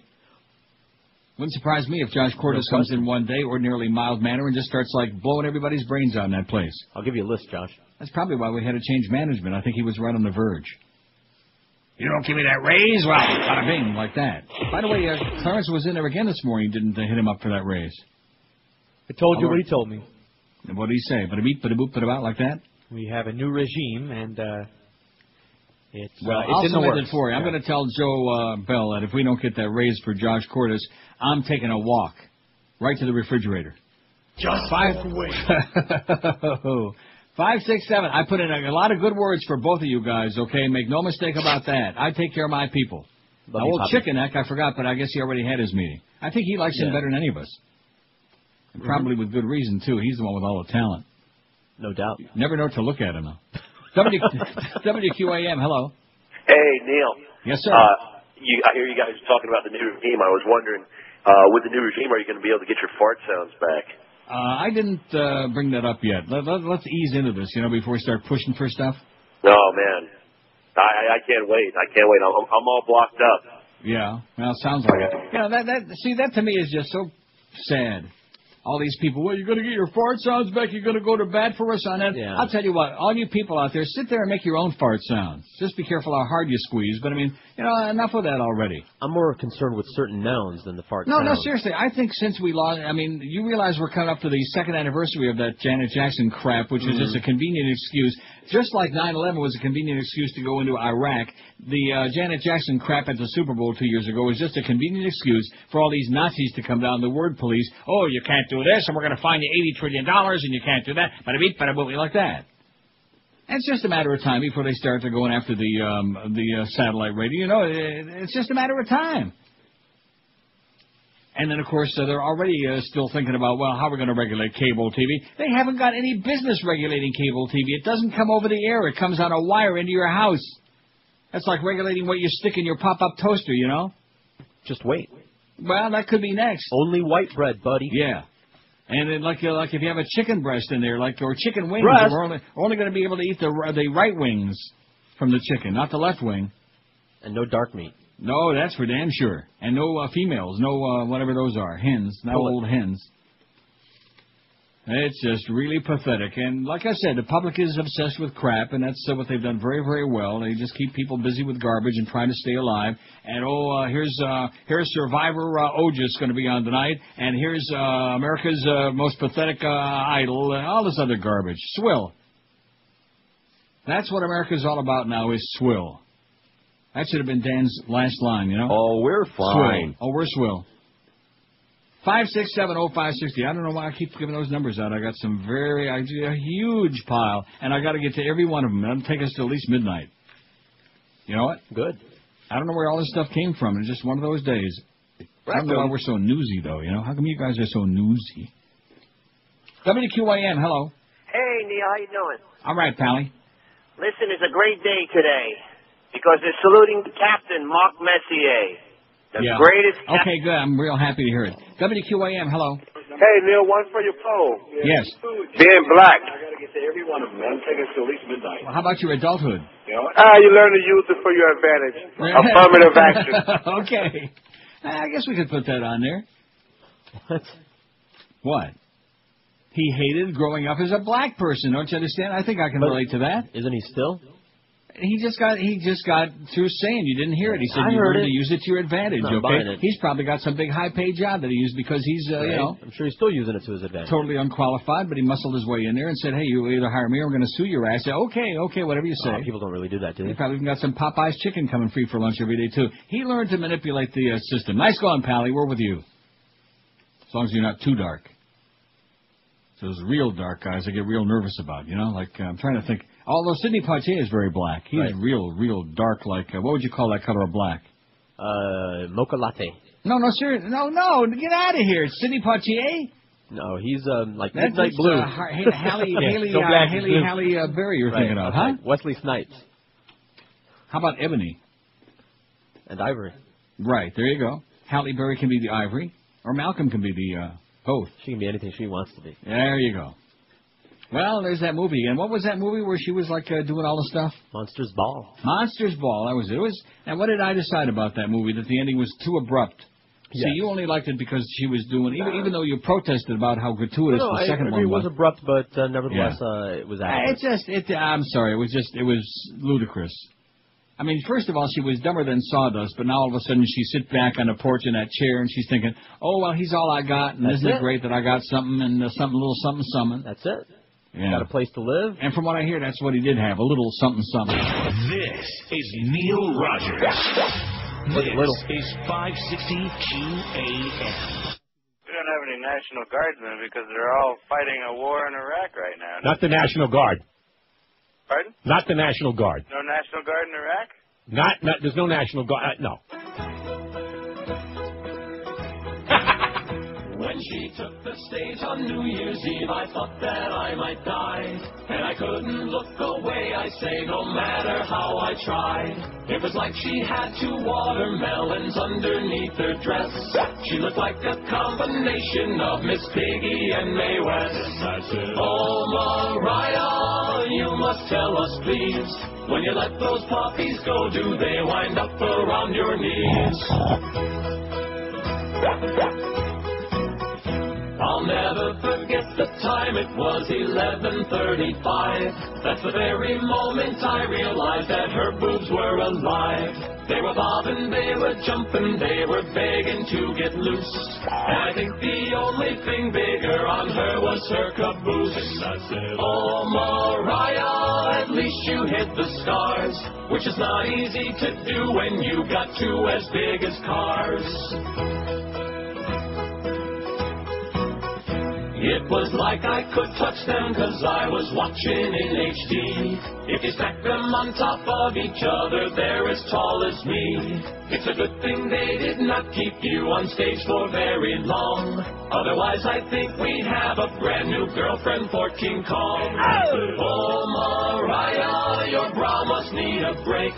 I bet you would not get hurt if you stepped on a garden rake. I said, oh, Mariah, what else can we say? You could make the Brokeback Mountain Cowboys wish that they were gay. You fairy. 10:48 or 11:48. It's 1:48 already. See ya. Anyway, remember the line in The Exorcist when Father Merrin is talking to Father Karras about Reagan and about the spirits inside of her, the demons, and Father Karras is trying to tell she suffers from multiple, and Father Merrin says, there is only one. Right. Remember that? Yeah. Well, that's the same with Mariah Carey's breasts. There is only one. I'm going to have to go Big in. one. Solamente uno. One gigantic breast in the middle of her chest. Anyway, and Louise still ain't interested, honey. Okay, that's enough of that. Now, what did Josh think of The Exorcist? It's just fine. It's funny. Who doesn't like The Exorcist? It's funny? Yeah, it's a comedy. It's, Is it really? Sure, in retrospect. I see. Is it supposed to, like, scare me? I mean, come on. Yeah. I still tell you, when I went and seen it back in the day in the theater, there was kids coming out of there puking their guts out. I don't believe any of it. It those wasn't stories. green, though, like Linda Blair. I don't care whether you believe it or not. Why would I make that up? It was in Fort Lauderdale. It was just part of the hype machine surrounding it. Yeah, okay, whatever you say. But I saw there were comedy. people coming out of that movie theater puking their guts. Now, maybe, monkey see, monkey do, like them violent video games. Oh, yeah, maybe they were trying do. to emulate that green slime, that pea soup that Linda Blair kept puking up. That'll make you puke. Maybe that's what it was. I never really thought about it as being funny. I thought it was just really it was a panic. Tremendous indictment of the Catholic the head Church, which spinning is why around they and had the a bed nervous shaking. breakdown about that. Any movie that's an indictment of any religion is just right up my alley, Sally. Just like the movie with Matt Damon and Ben Affleck. What was that movie's name? Dogma? That was with a... I don't think I said that exactly the way I wanted to. I put an L in there, but I don't think I said... Dogma, that's the one. What? Well, I just... Listen, you know the way that things are these days. I just got through talking about that. I don't know anything. What was the date? February 6th, 2 years ago? The stupid bowl? That's not important. But we're coming up to two big anniversaries. Mine on March 1st, but before that in February. Probably right around Purim time. Eat some extra Hamantaschen for Janet Jackson and Justin Tinkerbell, and then shoot them both. Boy, what they did to everybody, man. What they did to freedom of speech. Inadvertently, of course, trying to be a couple of smartasses. Then you know damn well that MTV was up to that, up to their earlobes, right? Oh yeah. Is there any doubt about that? None. No.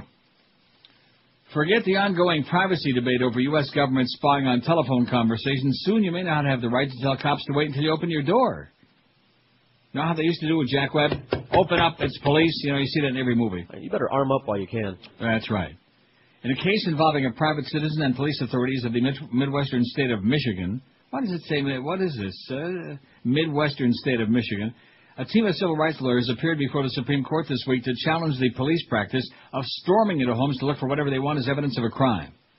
The case was brought before the court last year by Booker Hudson, a resident of Detroit. Hudson says he was arrested by several police officers after they broke into his home without any warning. Hudson was found guilty of possession of a small quantity of cocaine found in the pocket of his trousers, which led him to serve 18 months of probation as sentenced by a judge at a local court. He had a little bit of blow, that's it. Or was that Noelle Bush? That was hers. Crank.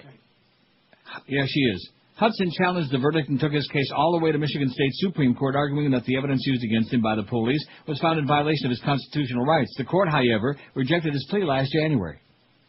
Hudson's lawyers argued that police had no right to enter his home without knocking at the door and announcing their presence, which is a requirement of the Fourth Amendment of the U.S. Constitution. Well, that's just a crappy piece of paper, that Constitution. That's what Bush says. It is undisputed that the police violated the Fourth Amendment by barging into Hudson's home, says David Moran, a law professor at Wayne State University who appeared before the Supreme Court Monday on Hudson's behalf. The Fourth Amendment states that the right of the people to be secure in their persons, houses, papers, and effects against unreasonable searches and seizures shall not be violated. It also notes that warrants shall only be issued once authorities have established probable cause and described the people, places, and things to be searched and seized. All of these things. In a 1995 Supreme Court opinion, Justice Clarence Token Thomas, even a Nazi like him, stressed that the knock-and-announce rule that Hudson's case rests upon protects the dignity of residents by allowing them a reasonable time to make themselves presentable before the police enter. How about they're sitting around in their underwear and their boxer shorts, huh? Let me cover it up for Christ's sake. Yeah, for crying out loud. The rule also protects private property by allowing residents to open doors rather than having them destroyed by police battering ram, Thomas said, according to the ACLU, who filed an amicus brief in the case last September. Hudson wants the Supreme Court to reverse the Michigan's court ruling, which embraced the argument that had the search been conducted legally, the evidence against him would have been found anyway. Under this reasoning, Hudson's lawyers say police would have no incentive to avoid unconstitutional shortcuts like failing to get a warrant or simply barging into homes when looking for evidence. Moran and other lawyers representing Hudson say they're hopeful that the Supreme Court will decide the case in their favor by ordering the suppression of evidence against their client. I could just imagine the average schmuck out there sitting around at home or whatever they're doing in the privacy of their home, and all of a sudden somebody barges in. Remember that case in Georgia? It was, I forget where in Georgia it was. Was it Atlanta? But it was 2 years ago. The guy's name was Hardwick. Oh, sorry, but that was his name. And they just barged in there, and then they found the two guys doing their thing. You know? Oh, well, yeah. Very sad. That's America for you. I wonder what Joe Alito thinks about that. Of course, he doesn't believe in any constitutional rights. Right. Especially for women and minorities. He just don't cotton to those kind of people. He's going to make his wife cry again. Oh, good. I only wish. What an idiot. You know, Miss Drudge, it's about time you grew up, okay? You silly person. You're like, he probably cries during soap operas, too, Miss Drudge. Oh, gee. 526 votes on the poll. That's not too bad. We got a shot at 600 today. What did you hate most about your childhood? Getting dragged to church, 103. Let me say it again. I know that most of you don't want to hear this, but I'm going to say it to you anyway, real loud and clear. Oh, the sun is shining. It's going to be 46 here today. Can you believe that? There's no such thing as global warming. It's only the 11th of January. Let me take a look and see what our temperature is already. It's already 41. Had a news story last night. I beg your pardon? Had a news story last night about all these disappearing species of amphibians and frogs and birds. I just put that on the. I just sent that to Josh and Eric. How about that? With a picture of a frog. But there is no. Just came in from Montreal. Anyway, what I want you to do is take a look at that story about at least 100. Probably going to wind up a lot more than that. They always start with a low ball number, and that turns out, like 500 ragheads got killed in that stampede over there. They're all schlepping to the Hodge, and they're all like, throwing a stone at the statue there to get rid of the devil. Why'd they just call up Father Marin, for Christ's sake? He ain't too much these days. And that's right, he's still dead. He had all that pea soup on his eyeglasses. Remember that? Oh, yeah. He used that schmata to wipe the glasses off. That was... Anyway. Remember that scene? He goes in the bathroom and he takes off those old-fashioned glasses, you know, and he takes that rag, that schmata, like a shawl he's got around his neck. Wasn't that his tzitzis? No, that was his talus. Okay. Well, he had all the bases covered. And he's wiping off the schmutz, the green slime from his glasses. Anyway, getting dragged to Church 104. Take a look at that Hodge thing I started to say before I interrupted myself, and then think about all these other religions, okay? It's all crap. It's insanity. It's madness. It's ritual. And that's why it's appropriate that's number one on there, because that's what your parents do to you. They brainwash you. They talk about cults. Well, guess what, folks? It works a hell of a lot more effective when you got that person every single day, 24/7 just about.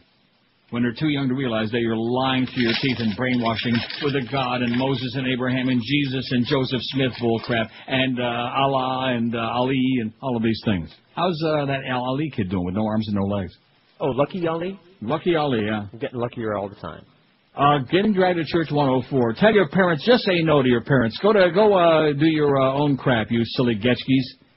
Not having money, 99. School, 82. Getting bullied, 74. Getting dragged to visit relatives, 51. My parents, look how many it's got. About 30, man. Spankings, 21. Being abused, 18. Getting picked last for sports, 16. Being treated like an infant, 15. Like a little child.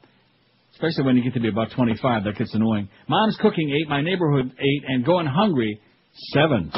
This is How Neil those tickets Rogers. This is 560 QAM. Well, Mohammed Ali, and this portion of the Neil Rogers 12 to 1 hour is brought to you by the letter 12. 1, 2, 3, 4, 5, 6, 7, 8, 9, 10, 11, 12 slices of pizza. All for me. Cop, cop, cop, cop, cop, cop.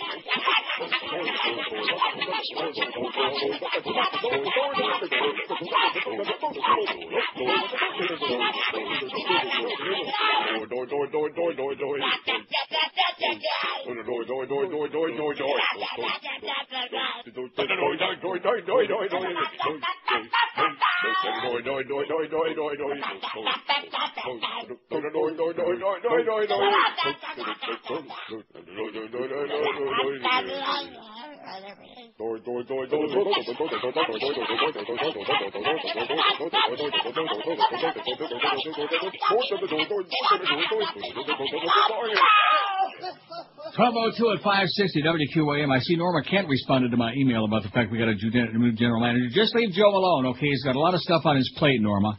Just leave him alone and don't be hawking him about baseball and crap. And although Norma probably could play for the Marlins this coming season, wouldn't you think, Josh?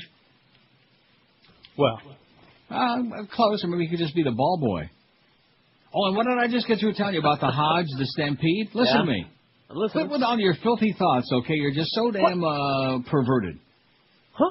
Just take 10 seconds out from your perverted, filthy life and listen to me now. No. I'm trying to. Hodge Stampede kills hundreds. What did I just get through telling you about the low ball numbers? Speaking of ball.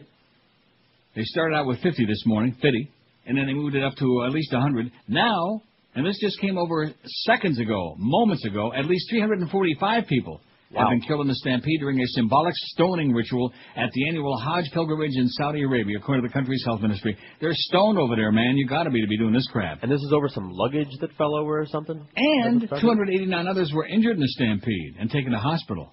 Many of those injured were seriously hurt, but there are also some requiring treatment and yada, yada, yada. Videos of the scene showed dozens of bodies lying on the ground, covered with sheets and blankets. A U.S., well, we already read that. Let's see. Ambulances screaming, bada-beep, bada-boop, bodies taken away in refrigerator trucks. And let me read this one more time for those of you people out there to reflect on the stupidity of organized and any kind of religion, all this asinine garbage. It's pathetic is what it is. As a matter of fact, it ties right into the next story about early man was hunted by birds. The Stampede, like others in the past, happened during the stone-throwing ritual in which the pilgrims stone a symbolic devil. Oh, my God. How do you like that? I heard it was Scott Niedermeyer. He don't even play there anymore. Maybe that's why. Maybe it was Alexander McGillney. That's why they dropped him. Huh? He was stoned. You don't have any idea what I'm talking about, do you? No. Good. And neither does Josh there, Mr. Hockey fan. You going to be at the game tonight giving out stuff? No, I won't be. Well, why not? It's the San Luis Blues, baby. Yeah, I know. I'm not doing that anymore. Why not? You know. What does that mean? In other words, they're onto your scam and they're not letting you put those hours on your timesheet? Is that what it is? No. Well, then you just chose not to do it? Yeah, pretty much. Well, why not? We need your help, man. We need some support out there. We need some enthusiasm. We love the Panthers. They're gonna win. Come on, let's go. And poor Stevie Weiss has got to have, wrist surgery. May miss the rest of the season. His wrist is a little, it's hanging there. I don't want to say limp. And guess what, Stevie? When you're recuperating, come on up here. I'll nurse you back to health. No problem. I got a perfect spot for you. Anyway, getting back to that other story, a South African anthropologist said today his research into the death nearly 2 million years ago of an ape man shows human ancestors were hunted by birds. Oh, no, let's see what goes around comes around.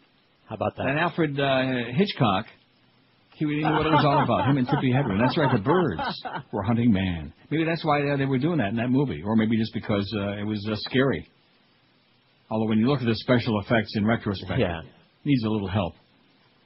These types of discoveries give us real insight into the past lives of these human ancestors. Let me say it again, 2 million years ago. And, of course, the believers, the religionists, the Jew-Christian types, the Old Testament says that God created, and of course, it's the Jewish year, 58? What is it? The calendar... 6,000 years ago or less, whatever cockamamie crap they're peddling, okay? Yeah. 6,000 years, my ass. That's what I heard. And, of course, if it was only 6,000 years ago, that would, that makes the theory of evolution very difficult to believe, because in such a period of time, how could have all those primitive things evolved into whatever we got today, you know? Well, they didn't. Oh. No, it was millions and billions of years. Oh, no. You're wrong. You just made that up, you commie, pinko, atheist you. These types of discoveries give us real insight into the past lives of these human ancestors, the world they lived in, and the things they feared. Lee Berger, a paleoanthropologist at Johannesburg University of Witwatersrand, said as he presented his conclusions about a mystery that's been debated since the remains of possible human ancestors known as the Tong child were discovered in 1924. Even back then, they were wearing tongs to cover up their parts. The Tong child's discovery led to the search for the human origins in Africa instead of in Asia or Europe as once theorized. Researchers regard the fossil of the ape man, or Australopithecus, yes. Australopithecus right. africanus, yes, as evidence of the missing link in human evolution. Researchers had speculated the Tong child was killed by a leopard or saber-toothed feline. But 10 years ago, Berger and fellow researcher Ron Clark submitted the theory the hunter was a large predatory bird, based on the fact that most of the other fossils found at the same site were small monkeys that showed signs of having been killed by a predatory bird. Oh, the bird is the word, baby. Make no mistake. And now we got the bird flu coming back, right? See? Uh-oh. Sounds like a movie. The bird flu is ruining our dinner. It's not safe to eat a chicken or turkey. All the birds should be dead by winter. Now mad cows are safer than poultry. All right. And don't forget, if you got a pet chicken, don't kiss it. Just pull it. Berger and Clark, if it's a pull it, get rid of it. Berger and Clark had until now been unable to show damage on the child's skull that could have been done by a bird. 5 months ago, Berger and Ohio State University studied the hunting abilities of modern eagles in West Africa, believed similar to predatory birds of the Tong child's era. The Ohio State study determined that eagles would swoop down, pierce monkey skulls with their thumb-like back talons, then hover while their prey died before returning to tear at the skull. And manja. Examination of thousands of monkey remains produced a pattern of damage done by birds, including holes and ragged cuts in the shallow bones behind the eye sockets. Oh, geez. Berger went back to the Tong skull and found traces of the ragged cuts behind the eye sockets. He said none of the researchers who had for decades been debating how the child died had noticed the eye socket damage before. Berger concluded man's ancestors had to survive not just being hunted from the ground, but from the air. Such discoveries are key to understanding why we humans today view the world the way we do, he said. Berger's research has been reviewed by others and is due to appear in the February edition of one of your very favorites, the American Journal of Physical Anthropology. I'm sure you read that religiously. Oops. Just this morning. On your way to the Hajj, to stone somebody to death. Or just to go get stoned. Judge demands police video of grandmother's protest. More American low jinks. You've heard of high jinks? In America, it's low jinks. Remember Jinx Falkenberg? Of course not. Copyright that. A judge ordered the Manhattan, just like Pat Riley with that 3-peat crab. Hey, Pat, who are you kidding, man? And can you imagine how much you think Reagan had a lot of pomade or whatever that crap is in his hair? Dippity-doo. Or is that what dark folks use, pomade? What is that stuff that they used to put in their hair? Royal petroleum jelly, huh? Afro-sheen. No, a long time ago, before you were born. What is it? Are we talking about the black people or the white people? Yeah. Pomade. Well, whatever. I thought it was Royal Petroleum Jelly. In fact, John R. on WLAC in Nashville, John Richmond, whatever his name was. Yeah, get out of here. A little dabble do you, though. A judge ordered the Manhattan District Attorney yesterday to turn over a videotape of 18 women accused of blocking the doorway of the Armed Forces recruiting station in Times Square. You ought to see the picture of these grandmas on their canes. The one she's got 2 canes, 2 big walking sticks. Yeah. Their lawyer, Norman Siegel, told the judge that the videotape was made by the police October 17, while the women were sitting on the sidewalk in front of the building to protest the war in Iraq. The women at the time handed out flyers calling themselves anti-war grandmothers. The grandmothers, 16 of them anyway, plus a doctor's note from a 17th asking that she be excused because of a hip replacement, appeared yesterday in State Supreme Court in Lower Manhattan, armed with symbolic silver handcuffs. Their toy cuffs, however, were confiscated by court officers as they passed through metal detectors. You're not supposed to have handcuffs, a court officer patiently explained to Vinnie Harrison, one of the women. That shakes me, Ms. Harrison said. It's such a small thing, but it's symptomatic of what's happening in this country and that madman in the White House and Halliburton and the deficit and Abramoff and DeLay. All of these things. In the 4th floor courtroom, the clerk called the women to the railing one by one. Courtroom regulars marveled at the sight of 16 women, some carrying canes and pushing walkers, stretching all across the room. Many wore photos of their grandchildren on chains around their neck, on chains. Some lawyers complained that the group had taken along about 50 supporters, making it hard to get a seat. Addressing Justice Alexander Jong, Mr. Siegel said he had been told that the videotape showed that at least one person had been able to walk past the women into the recruitment center. This was proof, he said, they were not blocking the doorway, and that disorderly conduct charges against them should be dismissed. At first, the prosecutor, Karen Corey, said there was no videotape. When Mr. Siegel pressed, Ms. Corey corrected herself, saying she had misread her notes. But she said her office was having trouble accessing the videotape. Let's go to the videotape. How's Warner Wolf doing? I bet he's got it. Justice Zhang asked her to make the videotape available as soon as possible and set a court date of March 2nd. Mr. Siegel said the videotape might have been made by plainclothes or undercover officers because he didn't recall seeing any uniformed officers videotaping at the scene. Police surveillance of political demonstrations has become a controversial topic recently. The police department's been criticized for using officers disguised as protesters to infiltrate demonstrations, like those cookie-baking demonstrators in San Diego that you saw in Fahrenheit 9/11. Oh, boy, they look real dangerous to me, huh? The subversive cookie people? Just ask the people at Pumpernicks and Wolfie's how dangerous they were, man. Put them right out of business. Well, if they had macadamia nuts in them. So anyway, Josh is eating these days at the Rascal House. What does that tell you about his income? Better get him that raise, okay, if he's got to go to the Rascal House. That's right. It's not cheap over there either. No, it is sure not. Yeah. Not for schleppers like you. This is Neil Rogers. Actually, it's my bad. Mark that one down. That's all right. You're bad. Mark it for the new year. Well, it's because that log came in so late and I didn't put my yellow streak through all the spots. You know, I don't put a yellow streak through it. You know, it's not the same. No comment. With lightning quick... Man, what's up with your verkackte Mischpotter?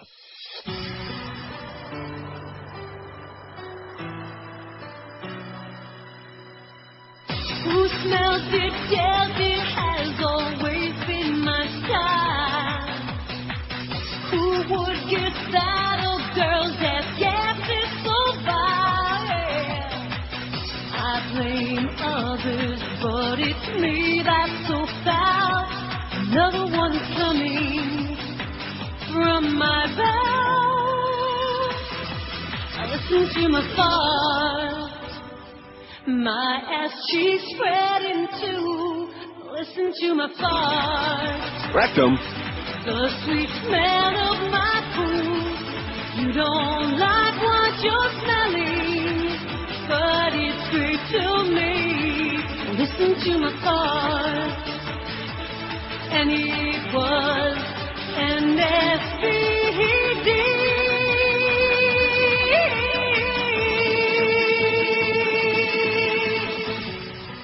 Now, I will say this. Back in the day, there were a lot of openings in that bit, where we could have dropped virtually all of them, you know what? But then all 400 of our fart sound. I beg your pardon? But then what happened? No, I don't know. Nothing. 580 votes on the poll. I'm really bitterly disappointed. I thought we'd get to like 5,000 today on this one. I mean, didn't everybody have a childhood? Well... Oh, wait a minute. We left off the most obvious one. If we did the poll the other day about people who had a good childhood, how about nothing? Right. How about nothing? My childhood was great. And are we not doing the I hate this poll business anymore? We can do that also. Generate a little bit more response from that crowd. After all, it is Thursday. Not that has any significance, but, you know, why should this day be any different from any other day? How about those crazy religionists over there, them Muslim guys with them schmatas on? Look at them. Just remember, it's not what you believe, but that. Look at them Orthodox Jews over there rocking, they're back and forth, they're wailing, they're davening. Juking and jiving. What? They're diving and davening. You better start learning your Jew stuff, mister, because you sure got a lot to learn. I know more than half the Jews I know. Well, I'm sure that, especially after you wrap them tzitzis around your neck. That's right. The good part about that is you can do that and get right with the Lord and take your blood pressure at the same time. Oh, yeah, it's fantastic. What a combo. You could, the box could just have a little readout meter on it. Yeah, there you go. The only problem is, like on a real box, that pressure kind of releases after a while. Not with those tzitzis, though. I remember your face was turning kind of purple at that point. The more it hurts, the closer to heaven you get. That must be it. The pain was so great. Anyway, don't let me forget to play that Guiding Shiite. Okay. How are those tickets coming, by the way, from your fat, disgusting, full-of-crap friend? Hey, as long as the concert ain't tomorrow, we're doing all right. No, but in other words, you haven't heard one more word. No. That is so typical, man. Just 600 pounds of crap. It's too early to start worrying about it. Oh, listen, I'm not the least bit worried. I'm sure that people in the audience are thinking, free tickets for Aerosmith, that sounds really great. So we probably should have even mentioned it, especially considering the source. But we'll see. We'll see tomorrow if anything materializes. By the way, I still can't fax you. Why not? Right now, if I knew that. Well, what do you mean still? You faxed a whole bunch of stuff came through here already. What do you mean still? Well, it's spotty. Well, there's something with your network on that end, okay? I'm so glad I didn't spend more time on conversation with Joe Bell about engineering because he's got the same engineers at KISS, so I'm sure he's out of them. I mean, No, well, you don't want to start belly aching too much, you know? I kept it mostly with the sales department. And then I was asked, about certain other things. I mind my own business. I don't get involved. Whatever, que sera, sera. I'm not offering any opinions, and I'm not getting involved with anybody else's. I'm not one of those people that runs around trying to get people fired or interfering with other people's lives, if you catch my drift. I'm listening. You know what I'm saying? Absolutely. Yeah. As opposed to certain people who that's what they live for. The U.S. Army has displayed damaging cultural insensitivity in Iraq while being blinded by unrealistic optimism and predisposed to use maximum force, a senior British officer wrote in a blistering appraisal in a U.S. military publication. The essay by British Army Brigadier Nigel Alwyn Foster, who served with, I wonder if he's kin to Bananas Foster, or Foster Brooks, who served with U.S. forces in Iraq from December 2003 to November of 2004, appeared in the latest edition of the magazine Military Review published by the U.S. Army. Alwyn Foster said U.S. Army personnel struggled to grasp the nuances of battling insurgents while also winning the hearts and minds of ordinary Iraqis. Moreover, whilst they were almost unfailingly courageous and considerate, at times their cultural insensitivity, almost certainly inadvertent, arguably amounted to institutional racism, he wrote, arguing that the Army exacerbated the task it now faces by alienating significant parts of the Iraqi population. An Army spokesman at the Pentagon, Paul Boyce, said, "We may not agree with it, but if the Army does want to present candid views." Oh, what a concept that is. The U.S. Army encourages alternate and diverse opinions so we may find out more about our effectiveness, lessons learned, how to adapt in the future, Boyce said on Wednesday. We invited this particular commentary and published it in our magazine. Britain's been the chief U.S. ally, we know that. Other critics have also accused the U.S. of a lack of understanding of Iraq and Islamic culture. The military concedes that the vast majority of U.S. troops don't know Arabic and has launched an effort costing $750 million over 5 years to improve foreign language skills in the ranks. Remember all those linguistic experts they tossed out because they were... Yay. Remember that? Oh, yeah. Well, we can't have them in there.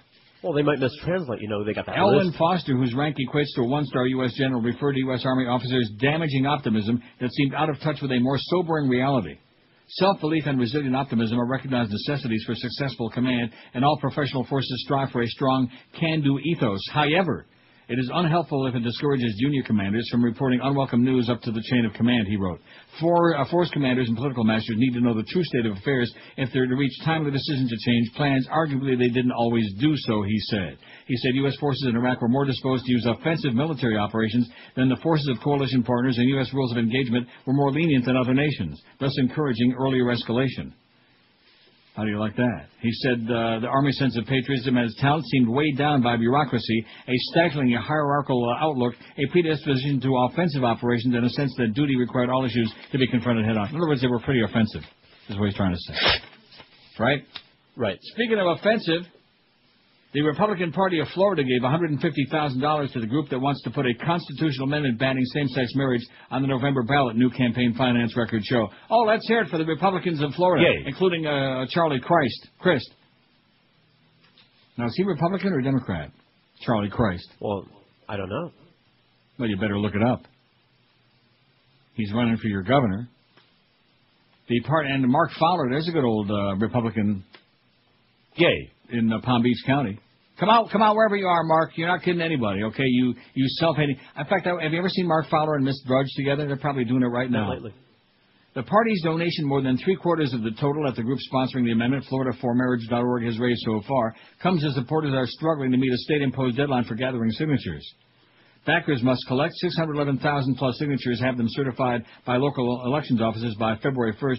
FloridaForMarriage.org officials say they've gathered roughly 250,000 so far for their proposal, which would also prohibit civil unions that offer the same benefits as marriage. In other words, they're not satisfied just banning gay marriage, also civil unions. In other words, probably gay people shouldn't be allowed to live at all, and based on their thinking. Word of the contribution also comes a week ahead. Did you look up Charlie Crist? I'm on his homepage, and it doesn't just leap right out at you, you know. I forget which party. I know probably the party he goes to a lot. Yay. That one. Maybe at the bathhouses. Word of the contribution also comes a week after a host of Republican leaders, including the state party chairwoman and both of the GOP's leading candidates for governor, endorsed the measure. Here we go. Now we're getting close. It's starting to smell. Having a proposal to ban same-sex marriage on the ballot could help the Republican Party by rallying religious conservatives to the polls in the year when Floridians will elect fat-ass Governor Bush's successor. A spokesman for the Republican Party said political considerations played no role in the GOP's contribution. Right. The party made the donation solely because we support the issues, said Camille Anderson, the spokeswoman. Still, she acknowledges it happens to be beneficial to have initiatives on the ballot that Republicans feel strongly about, like hating minorities of all stripes. Just ask Judge Alito. He'll tell you. John Stemberger, the chairman of the group sponsoring the amendment, said the money's been largely spent on mailers alerting supporters of the impending deadline and distributing petitions. Oh, boy. Well, let's see. They need 611,000 signatures. They got 250, and it's already the 12th of January? I don't think so. Do you? No. Don't look too promising to me. Here's a piece of good news for George. Oh, that's right. I have to wait till after the break about canker. Says what? They're going to give me my money and my tree They're going to come and cure your chancre. They're going to give me the $2,000 it costs to They're going to operate cosmetic surgery and take that big chancre right off your lip. 27 past noon at 560 WQN. The Beast is on Balance for Life again. He says the food is better than ever. It's a piece of cake without the cake. And, you know, most diets fail because you're starving all day long. You don't get enough of the foods you like, and you feel like deprived and depraved. Well, Balance for Life works because there's so much food in that sack they bring right to your door every day. Tons and tons of food, 3 gourmet meals and 2 delicious snacks to keep you loaded with food, and the weight just pours off your ass. And they deliver that sack every morning right to your doorstep, at your home, your office, and like I said, you lose weight like crazy. Forget about joining the gym because you're never going to go anyway, and if you do go, all you're going to be doing is snacking on carrot sticks and rice cakes and starving all day. Do the thing that really works for you, which the Beast, we're going to get a weekly update on the number? We will be. We will be. He's doing it. So get in the zone with Balance for Life. It's based on Dr. Barry Sears' Zone Diet, and they do all the figuring for you. You don't have to count calories or grams of carbs or anything because they do all that figuring for you. Call Balance for Life right now, and this year make your New Year's resolution to lose that disgusting, unhealthy weight a reality. Call 1-866-225-4543. That's 1-866-225-4543, or check them out on the web at balanceforlife.com. And don't wait. Call Balance for Life now. Mention Neil Rogers or QAM and get yourself 2 free days of food this week. 1-866-225-4543. This is Neil Rogers. This is 560 QAM. Like nothing you've seen before. Excuse me, esteemed father. What is it, my child? I have something I must tell you. What is it, my daughter? Oh, father, I am afraid to tell you. Afraid to tell me, your own father? I fear I will bring shame upon our family. Nonsense. I am your father. I love you very much. You must tell me what is wrong. You promise you will still love me? Of course, my sweet child. A father's love is not erased by a simple misdeed. Very well. I am pregnant. Oh, I see. Do you still love me, Father? Of course I do. But since you're pregnant and not married... Yes, Father? I'm afraid I must drag you down to the town square and, with the help of my friends and neighbors, stone you to death. My daughter, it is written that this is the punishment for what you have done. Could you check again, Father? But I should only be grounded. No, grounding does not work. I must have you stoned. It's the first soap opera that focuses on a fundamentalist Middle Eastern family. May I speak with you, my esteemed husband? What is it, my wife? Oh, I have something to tell you. I am listening. I am having an affair. Oh, I see. Where are you going? Oh, out to the backyard to collect some stones. Oh, do you mean... Yes, I must drag you to the town square, where you will, of course, be stoned to death. You'll be mesmerized as you follow the lives of the Ahmed family and how they deal with the many problems that plague them. May I speak with you, my esteemed father? Yes, my son. Father, last night I used illegal drugs. Well, what do you know? You are one lucky boy. Oh, why is that, Father? You are going to get stoned 2 nights in a row. You won't let a miss. The Guiding Shiite.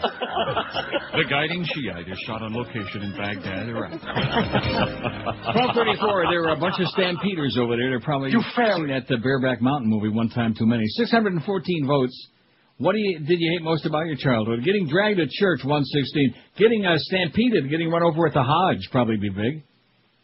Not having money, 107. School, 91. Getting bullied, 90. Getting dragged to visit relatives, 55. My parents, 36. Being abused, 23. Spankings, 23.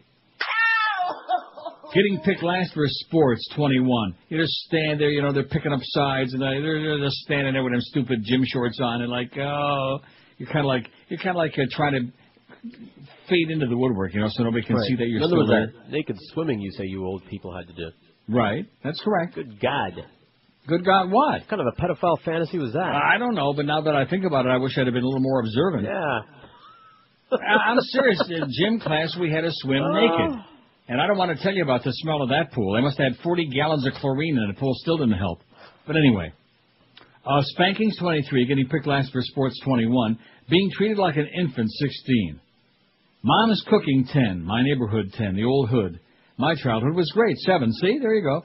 Going hungry, 7. And I hate this pool's already got 2 out of 614. See, we like to give everybody a place to go on these polls. We got a place for you to go. Well, anyway, getting back to the Chanker, since you had all those problems with your trees. No, I didn't have any problems with them. The state did. Well, like I said. And they weren't infected. Florida agricultural officials put a stop yesterday to one of the most controversial aspects of its citrus canker eradication program, the cutting of healthy trees. That's mine. After federal... What? Those were mine. After federal scientists determined it's impossible to wipe out the disease in the state. Well, you tell them you want them back. And the money that it cost to fix my yard. There you go. And tell them while they're at it, fix the hurricane damage, too. Please. The hurricanes that pummeled the state in the past 2 years simply spread the airborne canker too far and too wide to be contained, federal and state officials say. While infected trees will continue to be cut down in groves and backyards, those within a 1,900-foot radius no longer will be felled. But homeowners who lost trees still can't replant because quarantine rules banning new citrus in most of South Florida remain in place. I'm going to tell you something right now. Instead of worrying about citrus chancre and canker and all of this stuff, what they should have done a long time ago was ban those damn dangerous Melaleucas, baby. I just want to puke when I see a Melaleuca. I'm telling you right now. Oh, God. Remember when I moved into my house, I had like 9 Melaleucas in that yard? Right. I had them all removed. Cost an arm and 7 legs, but I had them pulled right out of the ground. All that bark just falls right off of that stuff, and it releases all those toxins in the air. High allergy situation with Melaleucas. Most people are allergic to the crap that it spews into the air.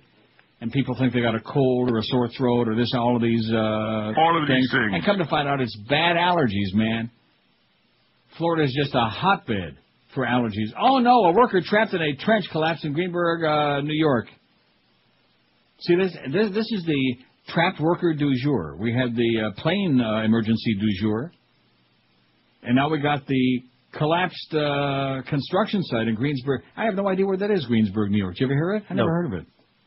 I know where Greensboro, Pennsylvania is. I know where Plattsburgh is. But Greensburg?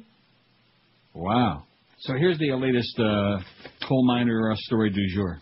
How's that chicken Aruba doing, by the way? Sounds good. Shark food? Yes. Now, here's a story I threatened to do yesterday, speaking of food. And I know most of you don't want to hear about this. That's why I'm saving it for right now, in the middle of your lunch. You can either listen and pay attention. The New York Times had that big series of articles about diabetes. Now, if I didn't have diabetes, what would I know about it? And especially the bad behavior, all that ice cream I'm always talking about having eaten and all that stuff. Not lately.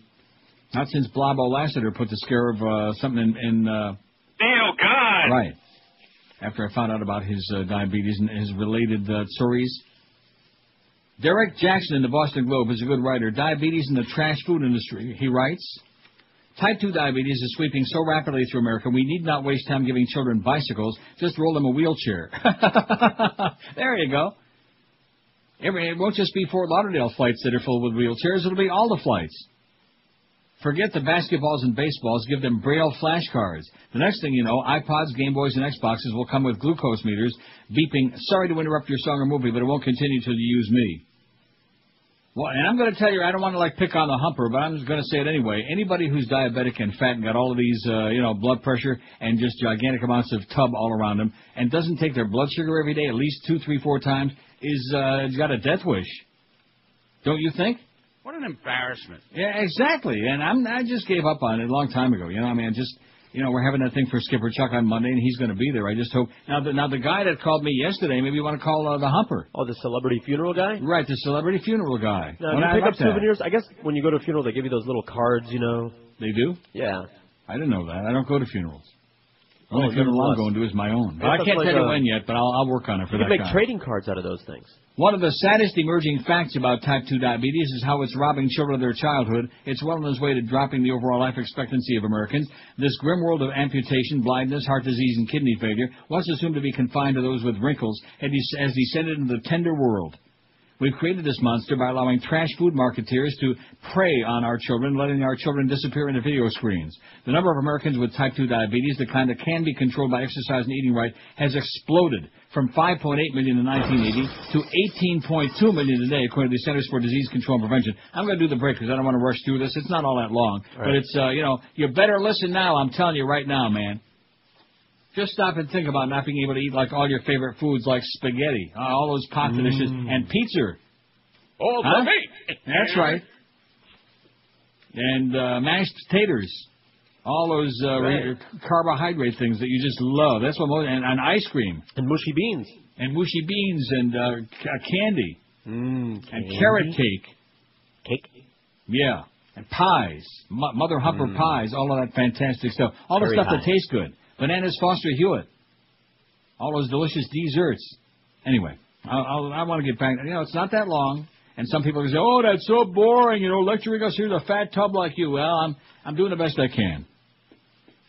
I'm an imperfect fat slob in an imperfect world. You know what I'm saying? Well, just throw some fart sounds while you read the story. Oh, okay. Keep it from being boring. 20 till 1. Yeah, when are those fart sounds coming back, Neil? See, I'm going to tell you something. If you can't do a radio show without those crutches, without those things, that doesn't say very much about your talent. It says you're very narrow and very limited. But if you can continue doing the show, no matter how much of the stuff they take away, and you still maintain an audience and keep something interesting going on, that says maybe you got a little something. You know what I'm saying? Something. Not that I'm taking any shots, but nevertheless, you figure it out. Hey, Goldberg, it's a hippopotamus! If he came back for Christmas, what would Jesus do? Tell Christians to kiss his ass. Rectum. If he came back for Christmas, what would Jesus do? Remove their bumper stickers and tell Christians to kiss his ass. Rectum. If he came back for Christmas, what would Jesus do? Find a pair of pants, remove their bumper stickers, and tell Christians to kiss his ass. Rectum. If he came back for Christmas, what would Jesus do? Slap Bill O'Reilly, find a pair of pants, remove their bumper stickers, and tell Christians to kiss his ass. Rectum. If he came back for Christmas, what would Jesus do? Close Walmart down. Snap Bill O'Reilly, find a pair of pants, remove their bumper stickers, and tell Christians to kiss his ass. Absolutely. 12:47, 13 till 1. Speaking of... Absolutely. Mo Howard David did it, too. There ain't nobody like him in this world, I guarantee you that. He is one... They threw away the mold after they made him. After they made his ass. I wonder if there were dingleberries actually came in the mold. Ooh. Mad Dog at Smoky Bones in Fort Lauderdale, 4 to 6:30. Panthers preview. Geldy will be on tonight. Squeaking his way to another Panther victory. Panthers will kill the St. Louis Blues at the Mac Arena, 7 o'clock. Eddie K after the hockey game. Anyway, can I get back to my diabetes story? I don't want to pick on Hank, but we'd like to see him lose an ounce. And when Josh told me a couple weeks ago he was in there eating donuts, that was bad. All for me. That was really... In fact, Mo, keep stealing all that fattening food out of there. Maybe you'll keep some of the other people alive. An American child born in 2000 has a 1 in 3 chance of contracting diabetes in his lifetime. 1 in 3 chance. An African American has a 2 in 5 chance, 40%. At current rates, every other Latina born in 2000 will get the disease. 50%. Every other Latina born in 2000 will get the disease. You hear that? I heard it. Fast food, soda, and sugar snack companies are well represented in the Fortune 500, but the costs on the other end are staggering. The CDC estimates that diabetes costs the U.S. $92 billion in medical costs and $40 billion in indirect costs, such as restricted or lost worker productivity. While diabetics now make up 6.3% of the population, the American Diabetes Association estimates the disease accounts for 19% of health spending in the USA.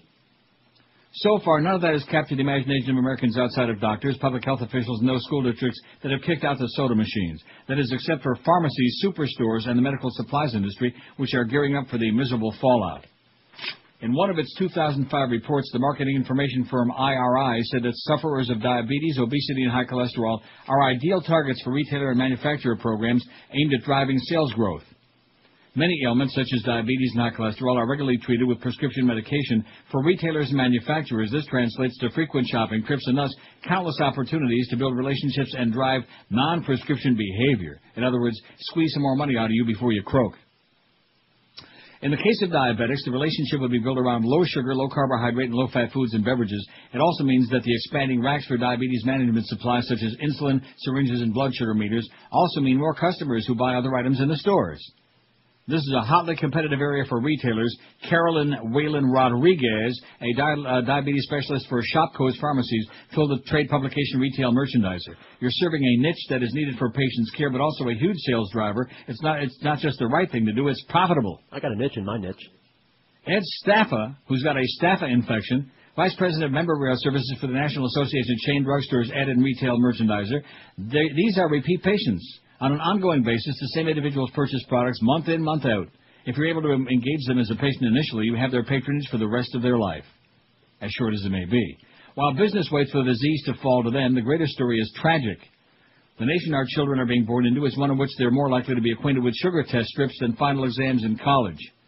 The oversexed marketing and perfect bodies thrown at youth in the name of fashion will become a mockery as the young grow old before the age of 50 with brittle nails, calluses, oversensitive skin, balding scalps, punctured bodies, and, of course, lost limbs. All of these things. The nation has not yet had the courage to stand up against trash food and has forgotten how to send kids out to play. The bodies of our young are becoming trash, and there is no time to play. How do you like that? Good article by Derek Jackson. He is absolutely correct, sir. Absolutely correct, sir. British Telfin, man.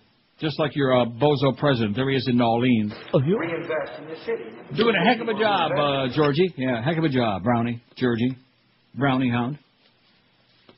You know, I come on here and pontificate and scream and holler and lecture at people, and they don't pay attention. They want to go out there and get their fish food and their banana nut ice cream and just manja, you know, shovel all that crap. See, the only thing that's kept me alive?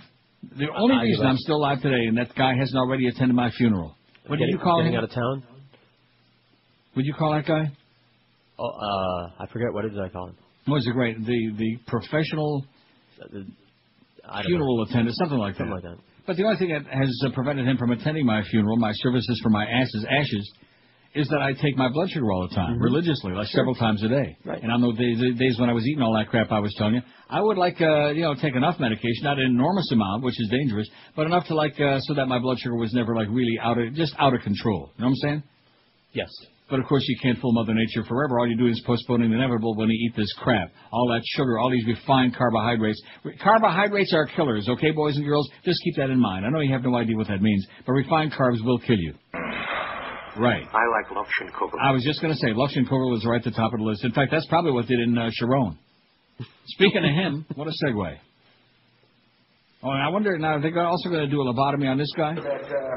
The private sector leads. Oh, brother. Look at the posture. He slumps back in that chair there like, oh, this is what you wanted. This is your, if you go to the bottom of our website, if you go to the very bottom, I beg you, every single day I want you to take a look at that. I hope we still have it on there. Yes, we do. Oh, good.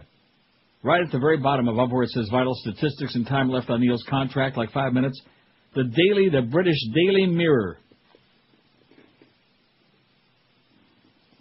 What's the date on it? I can't make it out. Is it November 4th, 2004? It's right after the last year's, 2 years ago. Before I switch the page, Charlie Crist apparently is a Republican. Well, that's what I told you. A Republican. You fairy. Huh. That's why I lumped him in there with Miss Drudge and Matt Foley and all these other self-hating, Bob Bauman, all these others. It says, Doe, 4 more years of W. Doe as in Homer Simpson. Or is it Jessica Simpson? Isn't that what she says, too? She likes play dough. O.J. Simpson. How can 59,054,087 people be so dumb? And there's W's picture on there. And you know something? It looks just as dumb in that picture as it is on my TV screen right now as he's traveling to Louisiana and Mississippi with a banjo on his knee. Sitting there talking trash in New Orleans, like he really cared about those people. He don't care about those people. They're not voting for him. Just like those people in New York in the World Trade Center. He didn't care about them either because most of them didn't vote for him. The more I think about that whole deal and the way that just opened up a whole avenue of opportunities, not only to invade Iraq, but to infringe on everybody's freedoms and to be able to fix the next election in 2004 and do all of these things, There's something really doesn't meet the eye there that you'll never really know the truth about. I guarantee you can bet Greg Reed's life on it. Guess we can't pick on him too much. It doesn't have that much significance anymore, does it? Sorry, I was reading the website. You call that a consultant? Oh, yeah, with a smile on her face. Anyway, a member of Prime Minister Ariel Sharon's medical team said that the information about the brain disease diagnosed after his first stroke December 18 had been concealed for political reasons. Ho, ho, ho. The controversy surrounding Sharon's medical treatment has continued unabated, and his doctors come under further criticism for concealing the diagnosis of cerebral amyloid angiopathy. Well, have you ever said that before in your life? Never. CAA. CAA. Senior executives at Hadassah University Hospital, Ain Karim, where Sharon was first treated in December, and again since last Wednesday when he had the second, far more severe stroke, admitted this week the hospital's doctors had decided to give the Prime Minister blood thinners despite the diagnosis of CAA. The physicians had promised full disclosure of Sharon's condition in the wake of his hospitalization in December. The doctors said there was the fear that if made public, the information would be used against Sharon and his Kadima party, especially in light of the fact that CAA has often been associated in medical literature with Alzheimer's disease.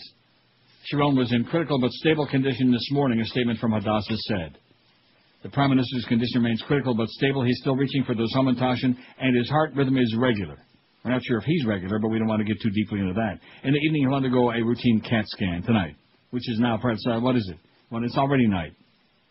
Aren't they like 8 hours ahead, I would think? 7, 8 hours? Yes. Well, what the hell do you know about it? You ain't never been over there in the Holy Land. You better get with the Lord, man, before it's time to meet Marvin Maker. I'm telling you right now. Ain't no fun. You better get with the Lord. You better go to that Hajj.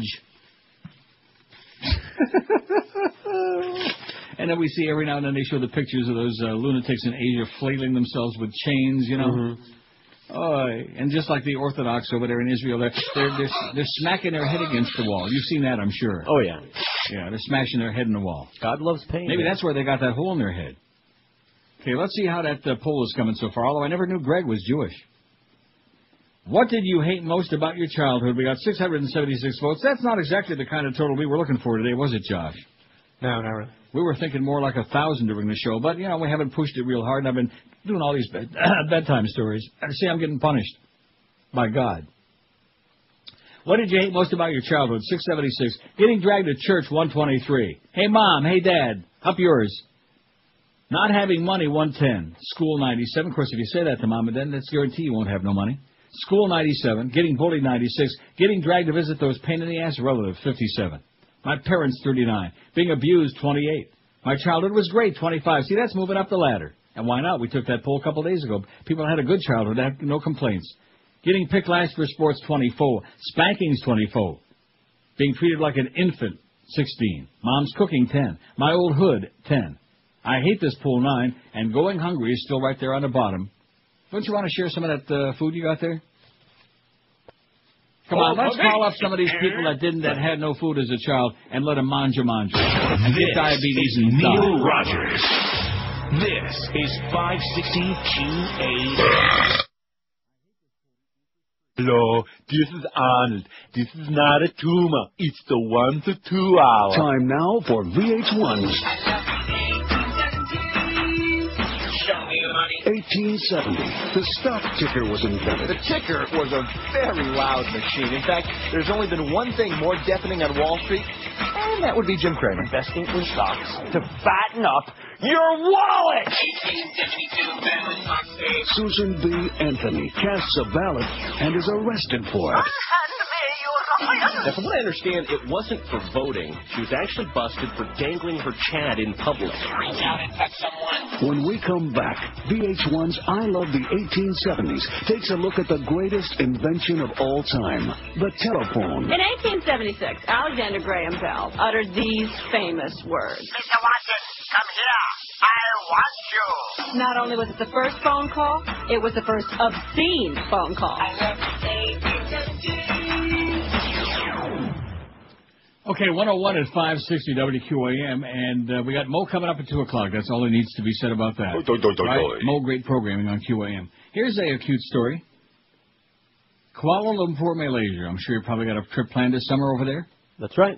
A kiss is just a kiss, but it may prove to be the kiss of death for a Malaysian snake charmer who will attempt to set a new world record by planting 50 smooches on a venomous snake in 10 minutes. It's one thing to kiss your chicken, it's another thing to kiss your snake.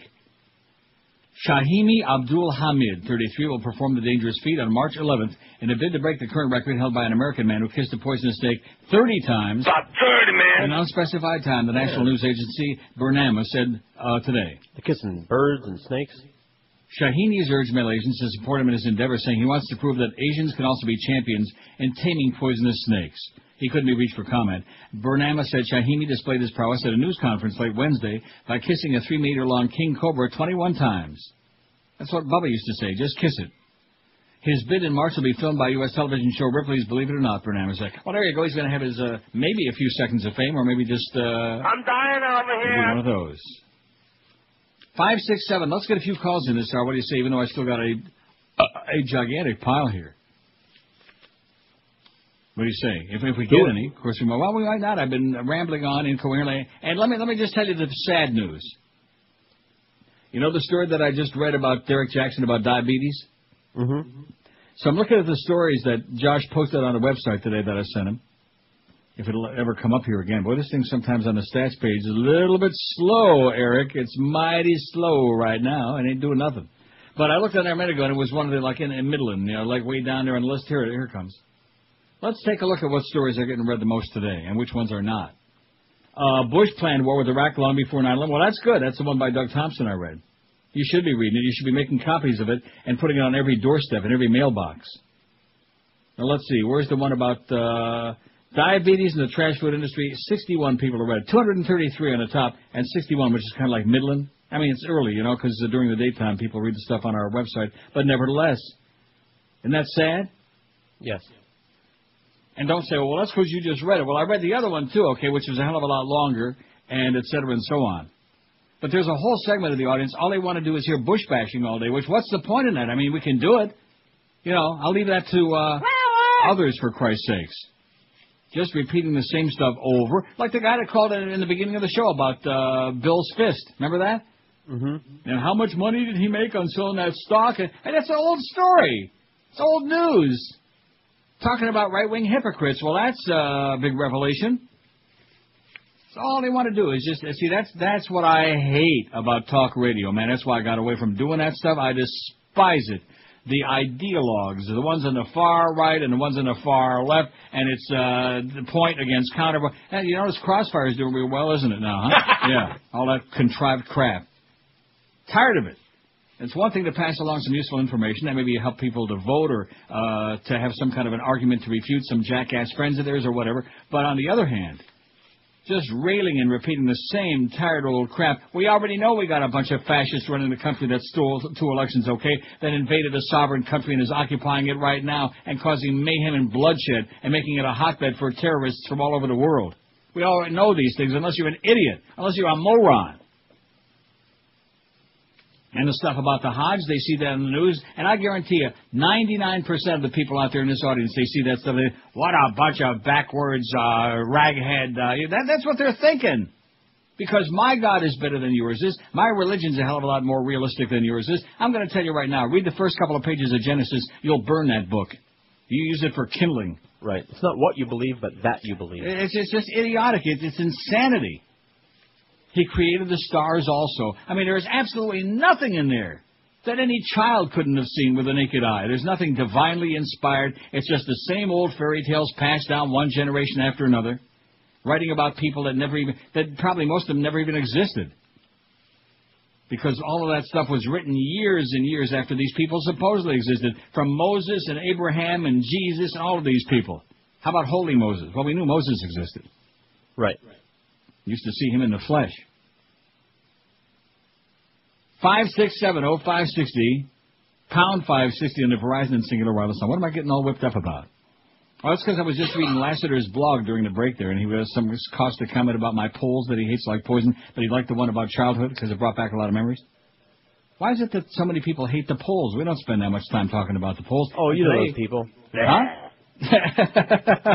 Sorry, Blabo. Kills a lot of good time, man. WQAM, hello. Neil. Yes, sir. Hey. One for your poll. I was talking to my wife last night, and I was talking about the first one you had about things that you liked about your childhood, and I said that you were going to do this one here today. about things that you don't, and immediately she said nuns. She went to Catholic school, which I did not go to. Oh, but, nuns. Nuns. So I know it goes along with the hate school, but she liked school, but she just couldn't handle the nuns. Yeah, can't blame her. All those old bull dykes. Okay, yeah, thanks, that's pal. right. Thanks, Frank. Nuns. Got it?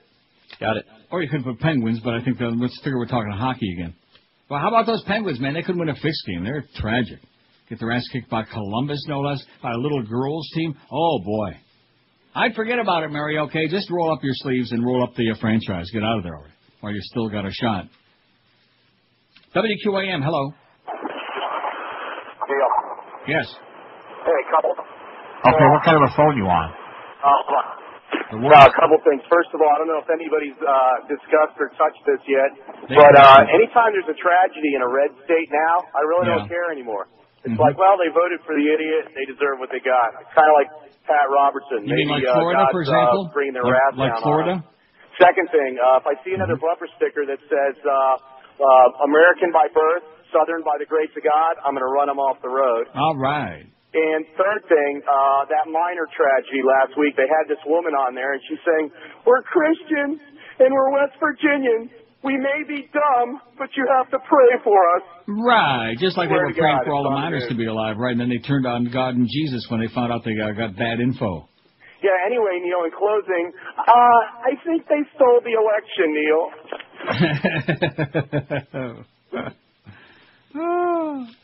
Talk about crying over spilt milk. That's what he's talking about, making fun of a lot of you silly-ass people out there, you know? Now that the horse is out of the barn and 700 yards down the road. It's a little bit late now, eh? I'm depressed that Blabo doesn't like my polls. I feel wounded there. Took like a little shot. Well, that's the way it goes. Take all the shots you want. Doesn't bother me. I can handle it. 567, maybe you're just needling me. 567-0560, pound 560 on the Verizon Singular Wireless line. I may just have to finish my poll. I don't see like a lot of action on these phones. See, now, if we didn't have the poll, no, seriously, if we didn't have the poll, basically what the show would be, would I go back to like we did those 7 months of sitting here and reading the newspaper every day, you know, reading all these stories. No, you got because if great anybody calls thinks I'm going to sit here and take these idiotic phone, now this guy was okay. I mean, there's about 3 or 4 we had today that were maybe worth punching the phone line up for. But you know what most of it is. It's swill. Garbage. WQAM, hello. QAM. Good afternoon. Yes, sir. Buenos dias. Buenos dias, Neil Rogers. How are things in Miami? Where are you? I'm in Indianapolis. Oh, well, I don't know, because I'm in Toronto, so we're both out of touch. Oh, so how you been? I've been great. How you been? I'm doing very, very good. Came up to Indianapolis for the football game on Sunday. Yeah. Looking forward to seeing the Colts at last in the Super Bowl. Uh-huh. And so what do you think about that? I say, have a good time. Oh, my God. 567. He's calling from Indianapolis because he went there, and what do I think about that? I say, go Steelers, go Steelers, go up and down the field, kick their ass. I don't want the Patriots, assuming they survive Denver, to have to play Indianapolis. I mean, you know, it sounds selfish, but you have to strategize, man. Just like losing that silly-ass game, throwing the game to the Dolphins. I mean, not, and playing against Jacksonville, which worked out very nicely. Thank you, Billy. Good old Bill Belichick, man. He knows where it's at. He knows where the bodies are buried. WQAM, hello. Mr. Neil. Yes, sir, Mr. Caller. Hey, shameless request. Please never, ever retire. Okay, great. See what I mean? Oh, I know. Yeah. Please never retire. Quit sucking around, okay, mister? I want you to come to my funeral. I'll let you spread some of my ashes around. WQAM, hello. Hello, Neil. Yes, sir. Inquiring minds want to know, what is your A1C? What's the number? Yeah. Oh, last time was the highest it's ever been. It was 8.3. It's usually like between 6 and 7. Wow. You know, the goal now is 6.5. No, actually, the goal now, according to the Atkins book that I read the other day, is like under 6, between 5 and 6. That's what the physicians tell you, 6 point whatever. Yeah, that wouldn't be too bad. Well, I was 6.9. I was happy. And that's not bad. Now, for people that don't know what that is, that's glycosylated, what do they call hemoglobin? That's your blood sugar over a period of weeks, yeah. Yeah, well, I wanted you to get yours lower because we care about you and want to keep you on the air. Oh, I'm sure it's that was back in June. I'm sure now it's a lot lower because I'm not eating tubs of ice cream anymore, at least not very often. Well, Neil, you're supposed to get it every 3 months. What? That? Yeah, who told you that? Somebody that wants to make a lot of money on blood tests, I guess. You know, you can get them at Eckerd's now and do them yourself. I wouldn't go to Eckerd's if they gave it to me for free. Thanks a lot, Pally. Although that is one of our fine sponsors, maybe, but I doubt it. I don't think Eckerd's is around anymore. I thought it's CVS. It's CVS, yeah. Oh, we like CVS a lot. We like Walgreens a whole lot. Uh-huh. So I'm so sorry you said Eckerd's because it reminds me of Jack Eckerd. Ooh. Didn't he die there a year or two ago, Jack Eckerd? All right. See, when you stop and think about some of the people that you outlived and you're saying, well, you know, that's not so bad. Right? Right. That's one of them. Dad. Dear old Dad. There's another one. 113. Hey, listen, everybody come to my funeral, okay? The race is on to see if I can make it till March 1st, till that 30th anniversary in South Florida. And can't you tell the tremendous response as we approach that unbelievable date? And I haven't heard one more word about that best of CD. Have you? Oh, heard yeah. that? As a matter of fact, I got Miguel to take over the project. Mm-hmm. He went and poured a bucket of water over Highboy, and he will... Oh, please don't tell me he's involved in this too, just like Not the anymore. Aerosmith tickets? Not anymore. Oh, who? Oh. That's what I'm talking about, is the Aerosmith tickets. Oh, you're talking about that project? Oh, that project is in production. I see. The art is getting done. We're putting out the CD. It will be burnt. But the Aerosmith and the Aerosmith tickets are what? Miguel's getting involved in that? Well, he already took it away from Highboy. Good. We will have a discussion tomorrow morning. I don't want any dealings with that fat tub, okay? I don't want any dealings. I thought I made that pretty clear. So tomorrow morning we will talk about how many we got and how we want to do it. Whether they want to do it over here with so the tomorrow we'll have thing some Aerosmith tickets to give away at the Mac Arena, at the Bank Atlantic Yanta Center. At the United Center in Chicago. We don't have the airfare for you, but it'll be a fun trip. And you can get some of that Chicago-style pizza. 114, some of that Chicago-style pizza. All for me. Happy New Year from the fine folks at Armstrong Ford of Homestead. 2005 was a stupendous year for them, and thousands of new customers took advantage of the Neil deal and bought themselves a new Ford at Armstrong Ford. Why do so many people shop there? It's easy because Armstrong Ford guarantees you an unbeatable combination. A great price, great service after the sale, and that personal touch that comes from a local family-owned dealership.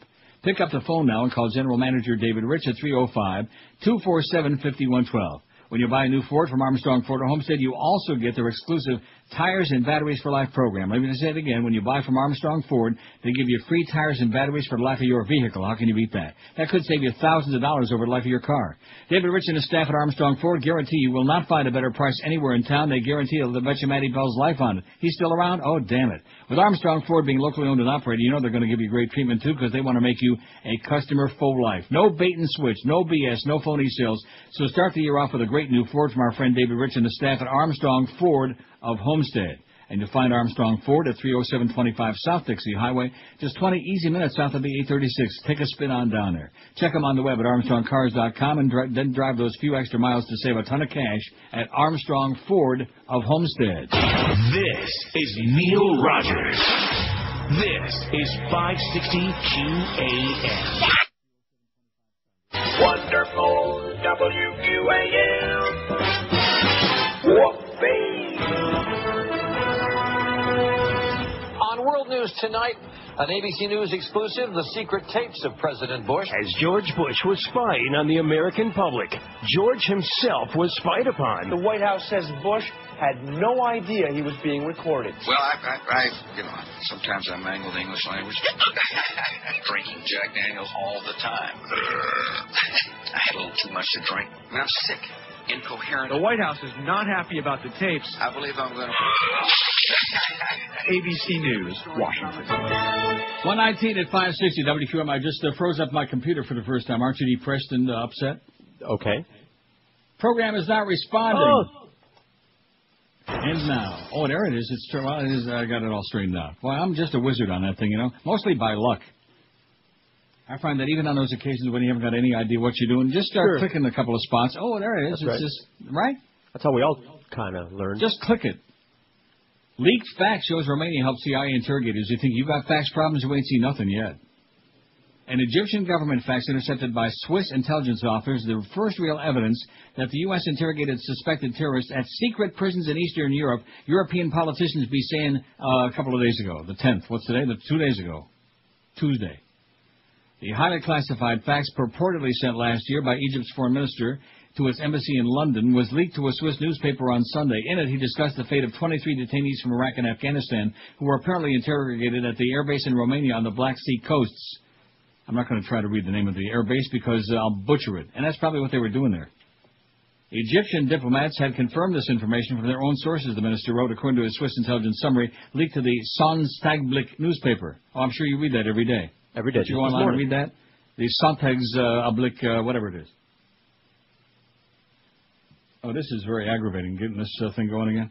Egypt hasn't confirmed the authenticity of the facts, but MEPs describe it as a hugely significant step when angry Swiss authorities confirmed the leak was based on a communication intercepted by a top-secret surveillance system known as Onyx. Aha! The Bush administration neither confirmed nor denied the reports of a network of secret detention sites run by the CIA across the former communist bloc. And, speaking of your president, and again, I emphasize that your president because I don't want anything to do with the best part of him if I could find it. President Bush said yesterday he's doing everything within the Constitution to protect the American people from another terrorist attack, but added that congressional hearings into a top-secret U.S. spying program will be good for democracy. Isn't that great? Mm-hmm. That's right. He's doing safety, safety, safety. That's what it's all about, safety. Except, of course, for the soldiers and all those other people in Iraq who are dying by the thousands. In an unusual 75-minute campaign-style town hall meeting, which included nearly a dozen questions from members of the by invitation-only audience, Mr. Bush said he firmly believes he has the authority to order warrantless wiretaps of phone calls by people thought to be linked to Al-Qaeda or its affiliates, or anybody who watched the Michael Moore movie, or ever watched any Michael Moore movie, or ever ate at one of those restaurants where Michael Moore eats, which could be just about anyone. I have the right as Commander-in-Chief in the time of war to take action necessary to protect the American people, he said during the event at Kentucky International Convention Center in Louisville. I can understand concerns about this program. Before I went forward, I wanted to make sure I had all the legal authority necessary to make this decision as your president. He said that after 9/11 attacks, he vowed that I would use everything in my power, obviously within the Constitution, but everything in my power to protect the American people. I put that hand on the Bible, and I meant it when I said I'm going to uphold the Constitution. Right, he wouldn't lie to us, when he puts his hand on the Bible, like about those weapons of mass construction. Oh, yeah, they must be over here, or maybe they're over here. Big joke. Some on Capitol Hill are demanding investigation into the wiretapping program, first revealed last month by the New York Times. The program allows the National Security Agency to eavesdrop on international phone calls without a warrant, which Democrats say is a violation of the constitutional right to privacy, and they happen to be correct. Democratic National Committee Chairman Howard Dean criticized the Bush administration's disregard for our courts and our laws. President Bush's decision to sidestep the rule of law and spy on Americans without a court order may have dealt a serious blow to our ability to fight and win the war on terror, Mr. Dean said. The Senate Judiciary Committee has scheduled hearings on the issue for early February, and the Senate Select Committee on Intelligence plans to hold closed-door hearings, both of which Mr. Bush endorsed yesterday. Oh, I hope they have a good time. It's going to be really constructive. But basically what he says, he's going to do whatever the hell he wants anyway. That's really what he said. In other words, they can come up with anything. Let's have some more hearings, shall we? Just like Joe Biden says, these hearings now on Alito are a waste of time, and for once in his life, he happens to be absolutely correct. Absolutely correct. It's a waste of time. He's not going to answer any questions. He's just going to, oh, look at that, Mississippi gambling. Are also open, and operators of the MGM Mirage and Harrah's Entertainment are planning a reopening in the coming months. 3 casinos already open in Biloxi, and I'm sure those are the ones, at least some of those ones owned by Isla Capri that operates Pompano Park and are allegedly going to bail out the Pittsburgh Penguins, which I'm sure you're keeping your nose on that. Got my computer all back and straightened out. Wasn't that a good job by me? Very good. What'd you do, sir? Look at that. The tourism industry attracted 31 million people and it accounts for 50,000 jobs in Mississippi. In a backwater mugwump state like that. God, it's a darn good thing we don't have no gambling in Florida. Jeez. Why would we want to have all of those jobs and all of that revenue and all those tourists and all of these things? Huh? A state that could be great but held back by a bunch of Yahoo mugwumps, man. A bunch of Bible-thumping, hypocritical, right-wing mugwumps, including your fat-ass governor. And, of course, Charlie Crist. You fairy! Wants to be your next governor. Christ almighty. Too bad Ann Bishop ain't still around. She could. How about Janet Reno? She might want to latch on that ticket, huh? The dream ticket. Sure. What did you hate most about your childhood? There's that poll again. Well, I do feel compelled once every now and then to give you the result. We're going to put it on there. Although I'm just crushed at those comments I read about the poll. Just relax, Blavo. Getting dragged to church, 132. Not having any money, 118. School, 104. Getting bullied, 98. Getting dragged to visit those pain-in-the-ass relatives, 59. My childhood was great, 43. What's not to like? My parents, 42. They sucked. Being abused, 31. Getting picked last for sports, 26. Spankings, 24. I hate this pool, 18. In fact, it's basically that means I hate, fill in the blank, anything and everything. Being treated like an infant, 16. My neighborhood, the old hood, 11. Mom's cooking, 10. And going hungry, only 9. Now, do you think there's a correlation between those last two? Could be. So, in other words, so few people hated Mom's cooking, that's why they didn't go hungry very often, even if Mom's cooking was crap. And it was. Well, not in my case. Mom's cooking was just fine. That's one good thing. Except for the last 40 years of her life, it was getting worse, No, not 40.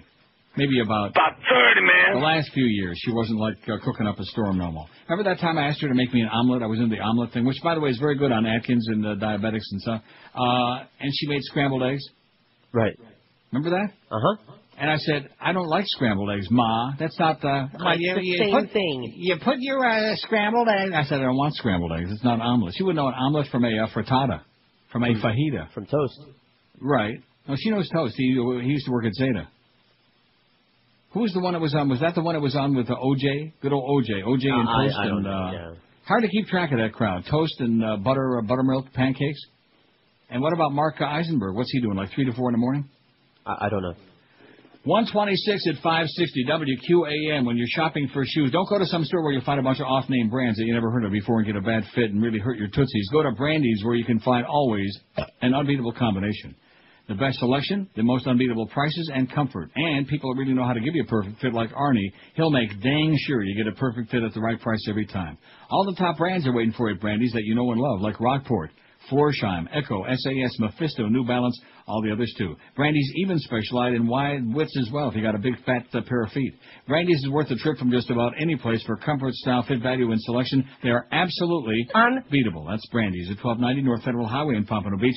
Brandy's is open daily Monday through Saturday till 9, every Sunday till 5. And this week is a great time to buy Rockports at Brandy's, because if you visit Brandy's today, you can take 10 to 20 bucks off their already low prices on their great Rockport selection. Only this week and only at Brandy's Shoes in Pompano Beach. This is Neil Rogers. This is 560 QAM.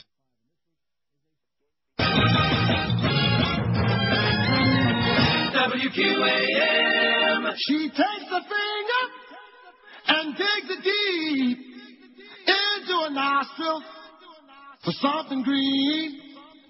Oh, she's a nose picker. She's digging down. Don't flick it at me. Her finger's long. Now I ain't saying she's a nose picker, but can't see the end of her finger. Now I ain't saying she's a nose picker. She's doing something. I can't believe. Dig in, girl. Go ahead, dig in. It's on a sleeve. It's close, girl. You know it's close. I'm gonna heat. Dig in, girl. You know it's dig in. I'm gonna heat. Dig in, girl. Go ahead. Her finger's long. Now I ain't saying she's a nose picker. Yeah, so what's more disgusting, watching people pick their nose or pick dingleberries from their rectum? I don't think that's even a contest. Depends what they do with it after they... Oh, geez. Anyway, 132, moving right along. Probably want to get in, 40, 50 calls between now and Motown at 2 o'clock and Motown? You think this is Motown? Wouldn't that be a great billboard to promote the Mo Show? If they ever... Miami is Motown.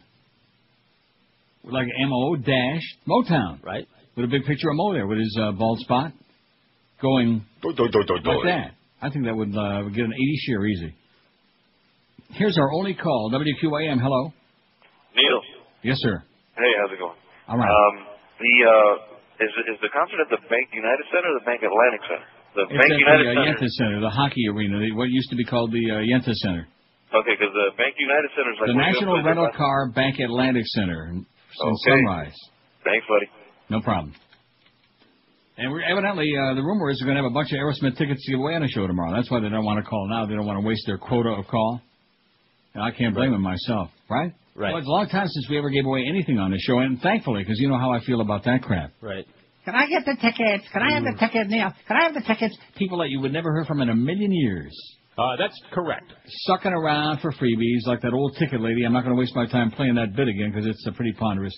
But it's just, oh, look at that. It's already 46. The sun is shining. It's 8 degrees Celsius. It's 46. Aren't you amazed and impressed? I am impressed. Not that there's any such thing as global warming. We have no snow. In fact, I wouldn't be surprised if it's about 80 tomorrow. Impressive. WQAM, hello. You know how I feel. Hello? Yes, sir. Whoa! What? Something scared the hell out of me. Why is that? It was a little loud. Just because it was like that? WQAM, hello. Hello? Yes, sir. Yeah? Yeah. Hey, listen, man, for your poll, Yeah. having to depend on people to drive you around. And also, I definitely don't miss masturbating to... Okay, great. Sounds to me like you don't miss it because you're still doing it. To this show is what he was talking about. Right. 567-0560, pound 560 in the Verizon and Singular Wireless line. In the car, no less, okay? Mm-hmm. Probably in a gas station, in a car, looking at some hot number, some hot guy. Some gas station attendant, pumping it. WQAM, hello. Uncle Neil, Yes, sir. I have a good idea for a promo. Mm-hmm. How about on big bulletin board on 95, all of the members from QAM are dressed in different athletic uniforms, fitting like, Bo would be in a football uniform. You could do like a jockey type of thing, anything related with sports. We could have Mo with with his checkered pants with what do you call those? I can't think of it now. Okay, whatever. I think Donna Shillelagh would be upset if we had all the members on that billboard. 567-0560. She probably has one. Pound 560 in the Verizon Singular Wireless line. In fact, I'm pretty sure of it. You know, Donna Shillelagh over at the UM. You can't spell scum without UM. WQAM, hello. QAM. Can I talk to Greg? What was it? I don't know. Something, Greg? I don't know. I'm just in case. Yes. Just to be on the safe side. I think he wants a date with Greg. Well, just go over to the sushi place. He's probably waiting for you there right now. One good thing about Joe Bell, he does not eat sushi. Oh, I was so relieved to hear that. Because he said one day when I'm in town, we'll get together for lunch. I said, that would be great. I said, just as long as you don't eat sushi. He said, no way, Jose. WQAM, hello. QAM, hola. Hello. Boy, are they slow this week or what? Yes, sir. Good afternoon, Neil. Good afternoon, sir. Hey, I was shocked to hear that Don Cox had died. You were mentioning that the other day. Long time ago, man. You better get with it. Abe Lincoln ain't feeling too good either. Don Cox has whatever been dead for happened- a couple of years. Whatever happened to that guy Bob Kuntz? Did he finally marry Anita Bryant? What guy? That guy Bob Kuntz. Did he ever marry Anita Bryant? They just had a gay wedding, the two of them. Gay. Do you believe these people or what? But it sure is a lot more entertaining than reading all this bedtime board. And not too many people, 70 people have read the diabetes story. They won't read it. And you want to know why? Because they're in denial. Today they're in denial, and 6 months from now they'll be in, like, the hospital. And then about 6 months after that they'll be in the ground. WQAM, hello. 23 minutes, you couldn't wait. QAM, hello. Neil. Yes, sir. Oh, you are a breath of fresh air. I moved from Miami up here to Sebring, and I had a massive race accident. I just was scanning through the AM dial trying to find something, and I pooped my pants. There you are.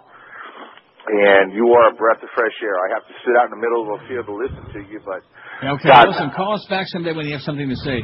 567-0560. There's a breath of stale air. How do you like I needed that? a breath of fresh air. Well, I bet after hearing that. How many times did he say that? About 30, man. WQAM, hello. I've fallen and I can't get up. Oi! WQAM, hello. Okay, I'm getting back to my pile. I don't have time. They're too slow and they're too weak and they're lame. They suck. I'll tell you, the new year on that phone, it started out really like a disaster. Have you noticed that? Now, back when in December, when you were gone, Josh and I had some pretty interesting shows. I don't want to say that's because you weren't here, but probably was. But, well, you know, the good callers are intimidated by you, by your vast knowledge of historical minutia. Sure. Isn't that what Bob Green used to say? Well, we're wasting too much time on the minutia, on detail, you know.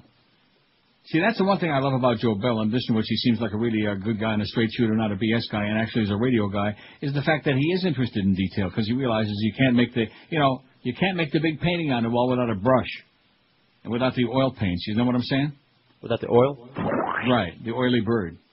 Representative Roy Blood has ties to corporate lobbyist and convicted influence peddler Jack Abramoff that rival Representative Tom DeLay, yet says he wants to be a reformer. If given the chance to succeed, DeLay is House Majority Leader. Well, how do you like that?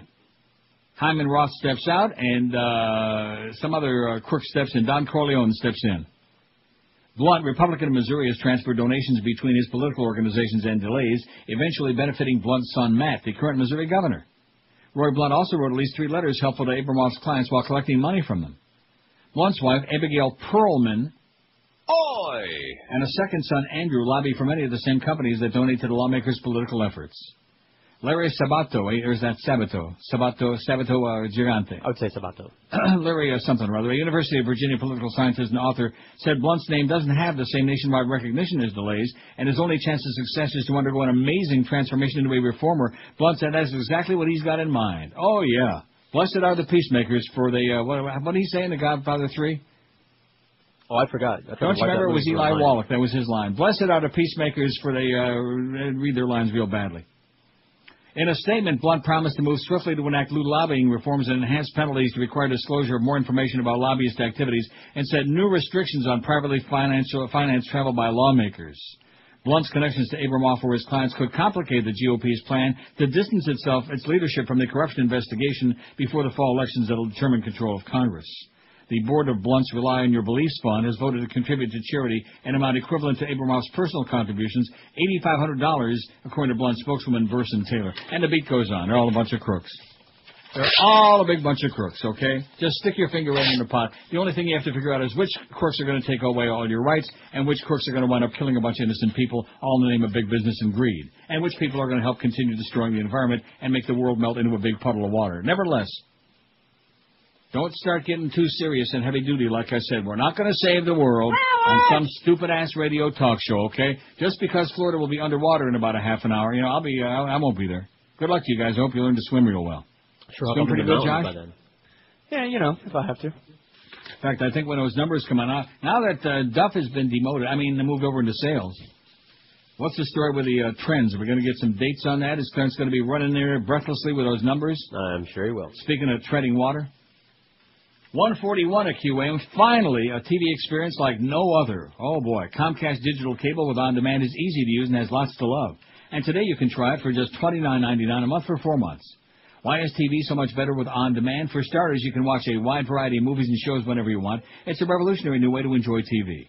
On-demand is a library of thousands of programs ready to start when you say so, with programming including free movies, kids shows, music videos, cooking shows, sports, home improvement shows, guitar lessons, and lots more. You'll always have something good to watch, and right when you want to watch it, too. And don't forget about control. With on-demand, you can start, stop, pause, rewind, and fast-forward programs using that remote control. It is something else. You can't get all this with satellite. With up to 250 channels plus on-demand, you can build your own TV schedule. Who could ask for more? And best of all, on-demand is free with Comcast digital cable. So pick your show time, sit back, and you wonder how you ever managed to get along without it. Call today and order Comcast digital cable and HBO with the power of on-demand for only $29.99 a month for 4 months. In Dade County, call 305-COMCAST. In Broward, 954-COMCAST. Call for details. Certain restrictions apply. Hear those numbers again for those of you a little bit on the slow side. In Broward, 954-COMCAST. In Dade, 305-COMCAST. This is Neil Rogers. This is 560 QAM. Sammy! God, it sucks. Shoo! Don't want bird flu. Everybody is bird flu fighting. It'll kill you fast as lightning. In fact, it's really frightening. Hide when you see birds flying. All these funky China hens from funky Chinatown. If you're eating them up, you'll be 6 feet underground. If you don't want to catch the flu, do not touch a cockatoo. A talking parrot can be fun, but can he call 911? Everybody is bird flu fighting. Big Bird is now in hiding. Now Tweety Bird is frightening. Time for the other white meat. That couldn't have been little Brian Andrews making those cackling sounds before. I wonder if he ever kissed a chicken. Maybe that's why we don't see him no more. 147, 13 till 2 at 560 WQAM. I bet you Mo's going to have his thumb on that weekend football games, you think? Absolutely. Or maybe he's going to be spending most of the 2 hours talking about the Panthers' homestand here. We got San Luis tonight, the Columbus Straitjackets, and Doug McClain and Jeff Rimmer on Saturday. I wonder if Denise Potvin going to take Rimmer out for dinner. Maybe out to like a dark alley somewhere. San Francisco police arrested a man Tuesday who they believe, remember I had the story about the Starbucks? Yes. Una bomba pequeña? See? Arrested a man Tuesday they believe planted a bomb in Starbucks restroom that was powerful enough to dismember or kill somebody had it gone off. Ronald Schouten. He's shouting from the treetops. 44 of San Francisco was taken into custody about 5 p.m. Tuesday afternoon by police on the corner of Geary Boulevard and Van Ness Street, about 4 blocks south of the Starbucks at 1401 Van Ness Avenue, where the bomb was discovered by an employee on Monday. Well, it's in the San Francisco Chronicle. That's why they're giving us free. And maybe some of you folks have spent a lot of time in San Francisco cruising around. Can't stand that place. This individual appears to have acted alone, said police spokesman Neville Gittins, adding that Schouten had no connections to any terrorist group or anti-Starbucks groups which have vandalized the coffee houses in the past. I didn't know that. Maybe I just forgot about it. Why do they do that? I don't know. Is it kind of like a Walmart thing? They're like anti-Starbucks? Well, Starbucks liberal. Oh, I see. Well, in that case, Schouten was being held in San Francisco County Jail on felony drug charges, expected to be charged in the bomb planning case. Una bomba pequeña. Only a few people would have died, as opposed to nearly 400 now who've died in Mecca. They're all singing that Gene Pitney song as they're on the way out. Mecca. I can't believe we don't have that. I don't. It must not have been a big hit. What a shame. That was not. The IRS is, here's something to get a little pissed off about. The IRS has frozen refunds for hundreds of thousands of low-income taxpayers without telling them that they're being investigated for tax fraud or giving them a chance to defend themselves, the IRS taxpayer advocate said this week. In a blistering report to Congress, blistering. It's one of my favorite words in a story like this. In a blistering report, taxpayer advocate Nina Olson said complaints about unpaid tax refunds have soared more than 400% since 2002. 66% of those who complained were entitled to a full refund. An investigation by her orifice found an additional 14% were determined to be eligible for a partial refund. The issue raises some serious questions about the protection of taxpayer rights and might constitute a violation of due process of law, Olson charged in a report. More than three-quarters of the returns investigated were for low-income families who claimed the Earned Income Tax Credit, a program that provides tax refunds for the working poor. Delayed refunds cause a significant hardship for these taxpayers, the report said. I'm getting choked up just thinking about it. The Taxpayer Advocate's Office estimates up to 1.6 million refunds have been frozen over the past 5 years. Once the taxpayer's refund is frozen, the IRS will automatically freeze future refund claims until the taxpayer files an undisclosed number of legitimate returns to the taxpayer. An undisclosed number. In other words, 5 years, 20, 100, the Taxpayer Advocate report said. The IRS doesn't even notify taxpayers the returns are being investigated for fraud, and even if taxpayers inquire about their refunds, IRS employees are usually barred from providing any information until 6 months after the taxpayer's inquiry. Well, they got a lot of returns to diddle around with, you know? Right. They got a lot of fish to fry. Speaking of have a lot of fish to fry, Levi Strauss debuts iPod-ready jeans. Oh, you always have to have your pod in your jeans. Isn't that what they had in Clockwork Orange? They had their pod piece? iPoddy. No, seriously, wasn't that a cod piece? It was. It was a padded jockstrap. I see. Oh, there's nothing like that. Just ask our sports nerds on QAM.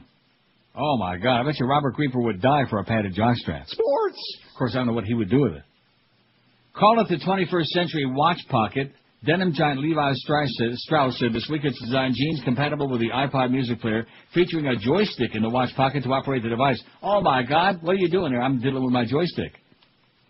The Levi's Redwire DLX jeans for men and women, which will be available this fall, also have a built-in docking cradle for iPod and retractable headphones. Pricing wasn't immediately available. Apple Computer Inc.'s iPod is the #1 digital music player. No kidding. The company attributed a 63% jump in holiday quarter sales in part to the iPod's popularity, said 42 million devices have been sold to date. Levi's is not the first company to feature iPod-friendly apparel, although it may be the first to make iPod-compatible jeans. They got a slot where you stick it right in there, and then you can manipulate your joystick. Oh, here's that expression again. Haute couture fashion houses began featuring pricey iPod carrying cases after the device's 2001 launch, while outdoor company Burton Snowboards unveiled what it called the first iPod-compatible waterproof snowboarding jacket in 2003. Last fall, LA-based manufacturer Kenpo launched men's jackets selling at Macy's between $275 and $350, featuring iPod controls on the sleeve. There's what you all got to have, man. your iPod-compatible gear, right? No question. As in Richard. And don't forget that movie's coming this week. This is Neil Rogers. This is 560 QAM.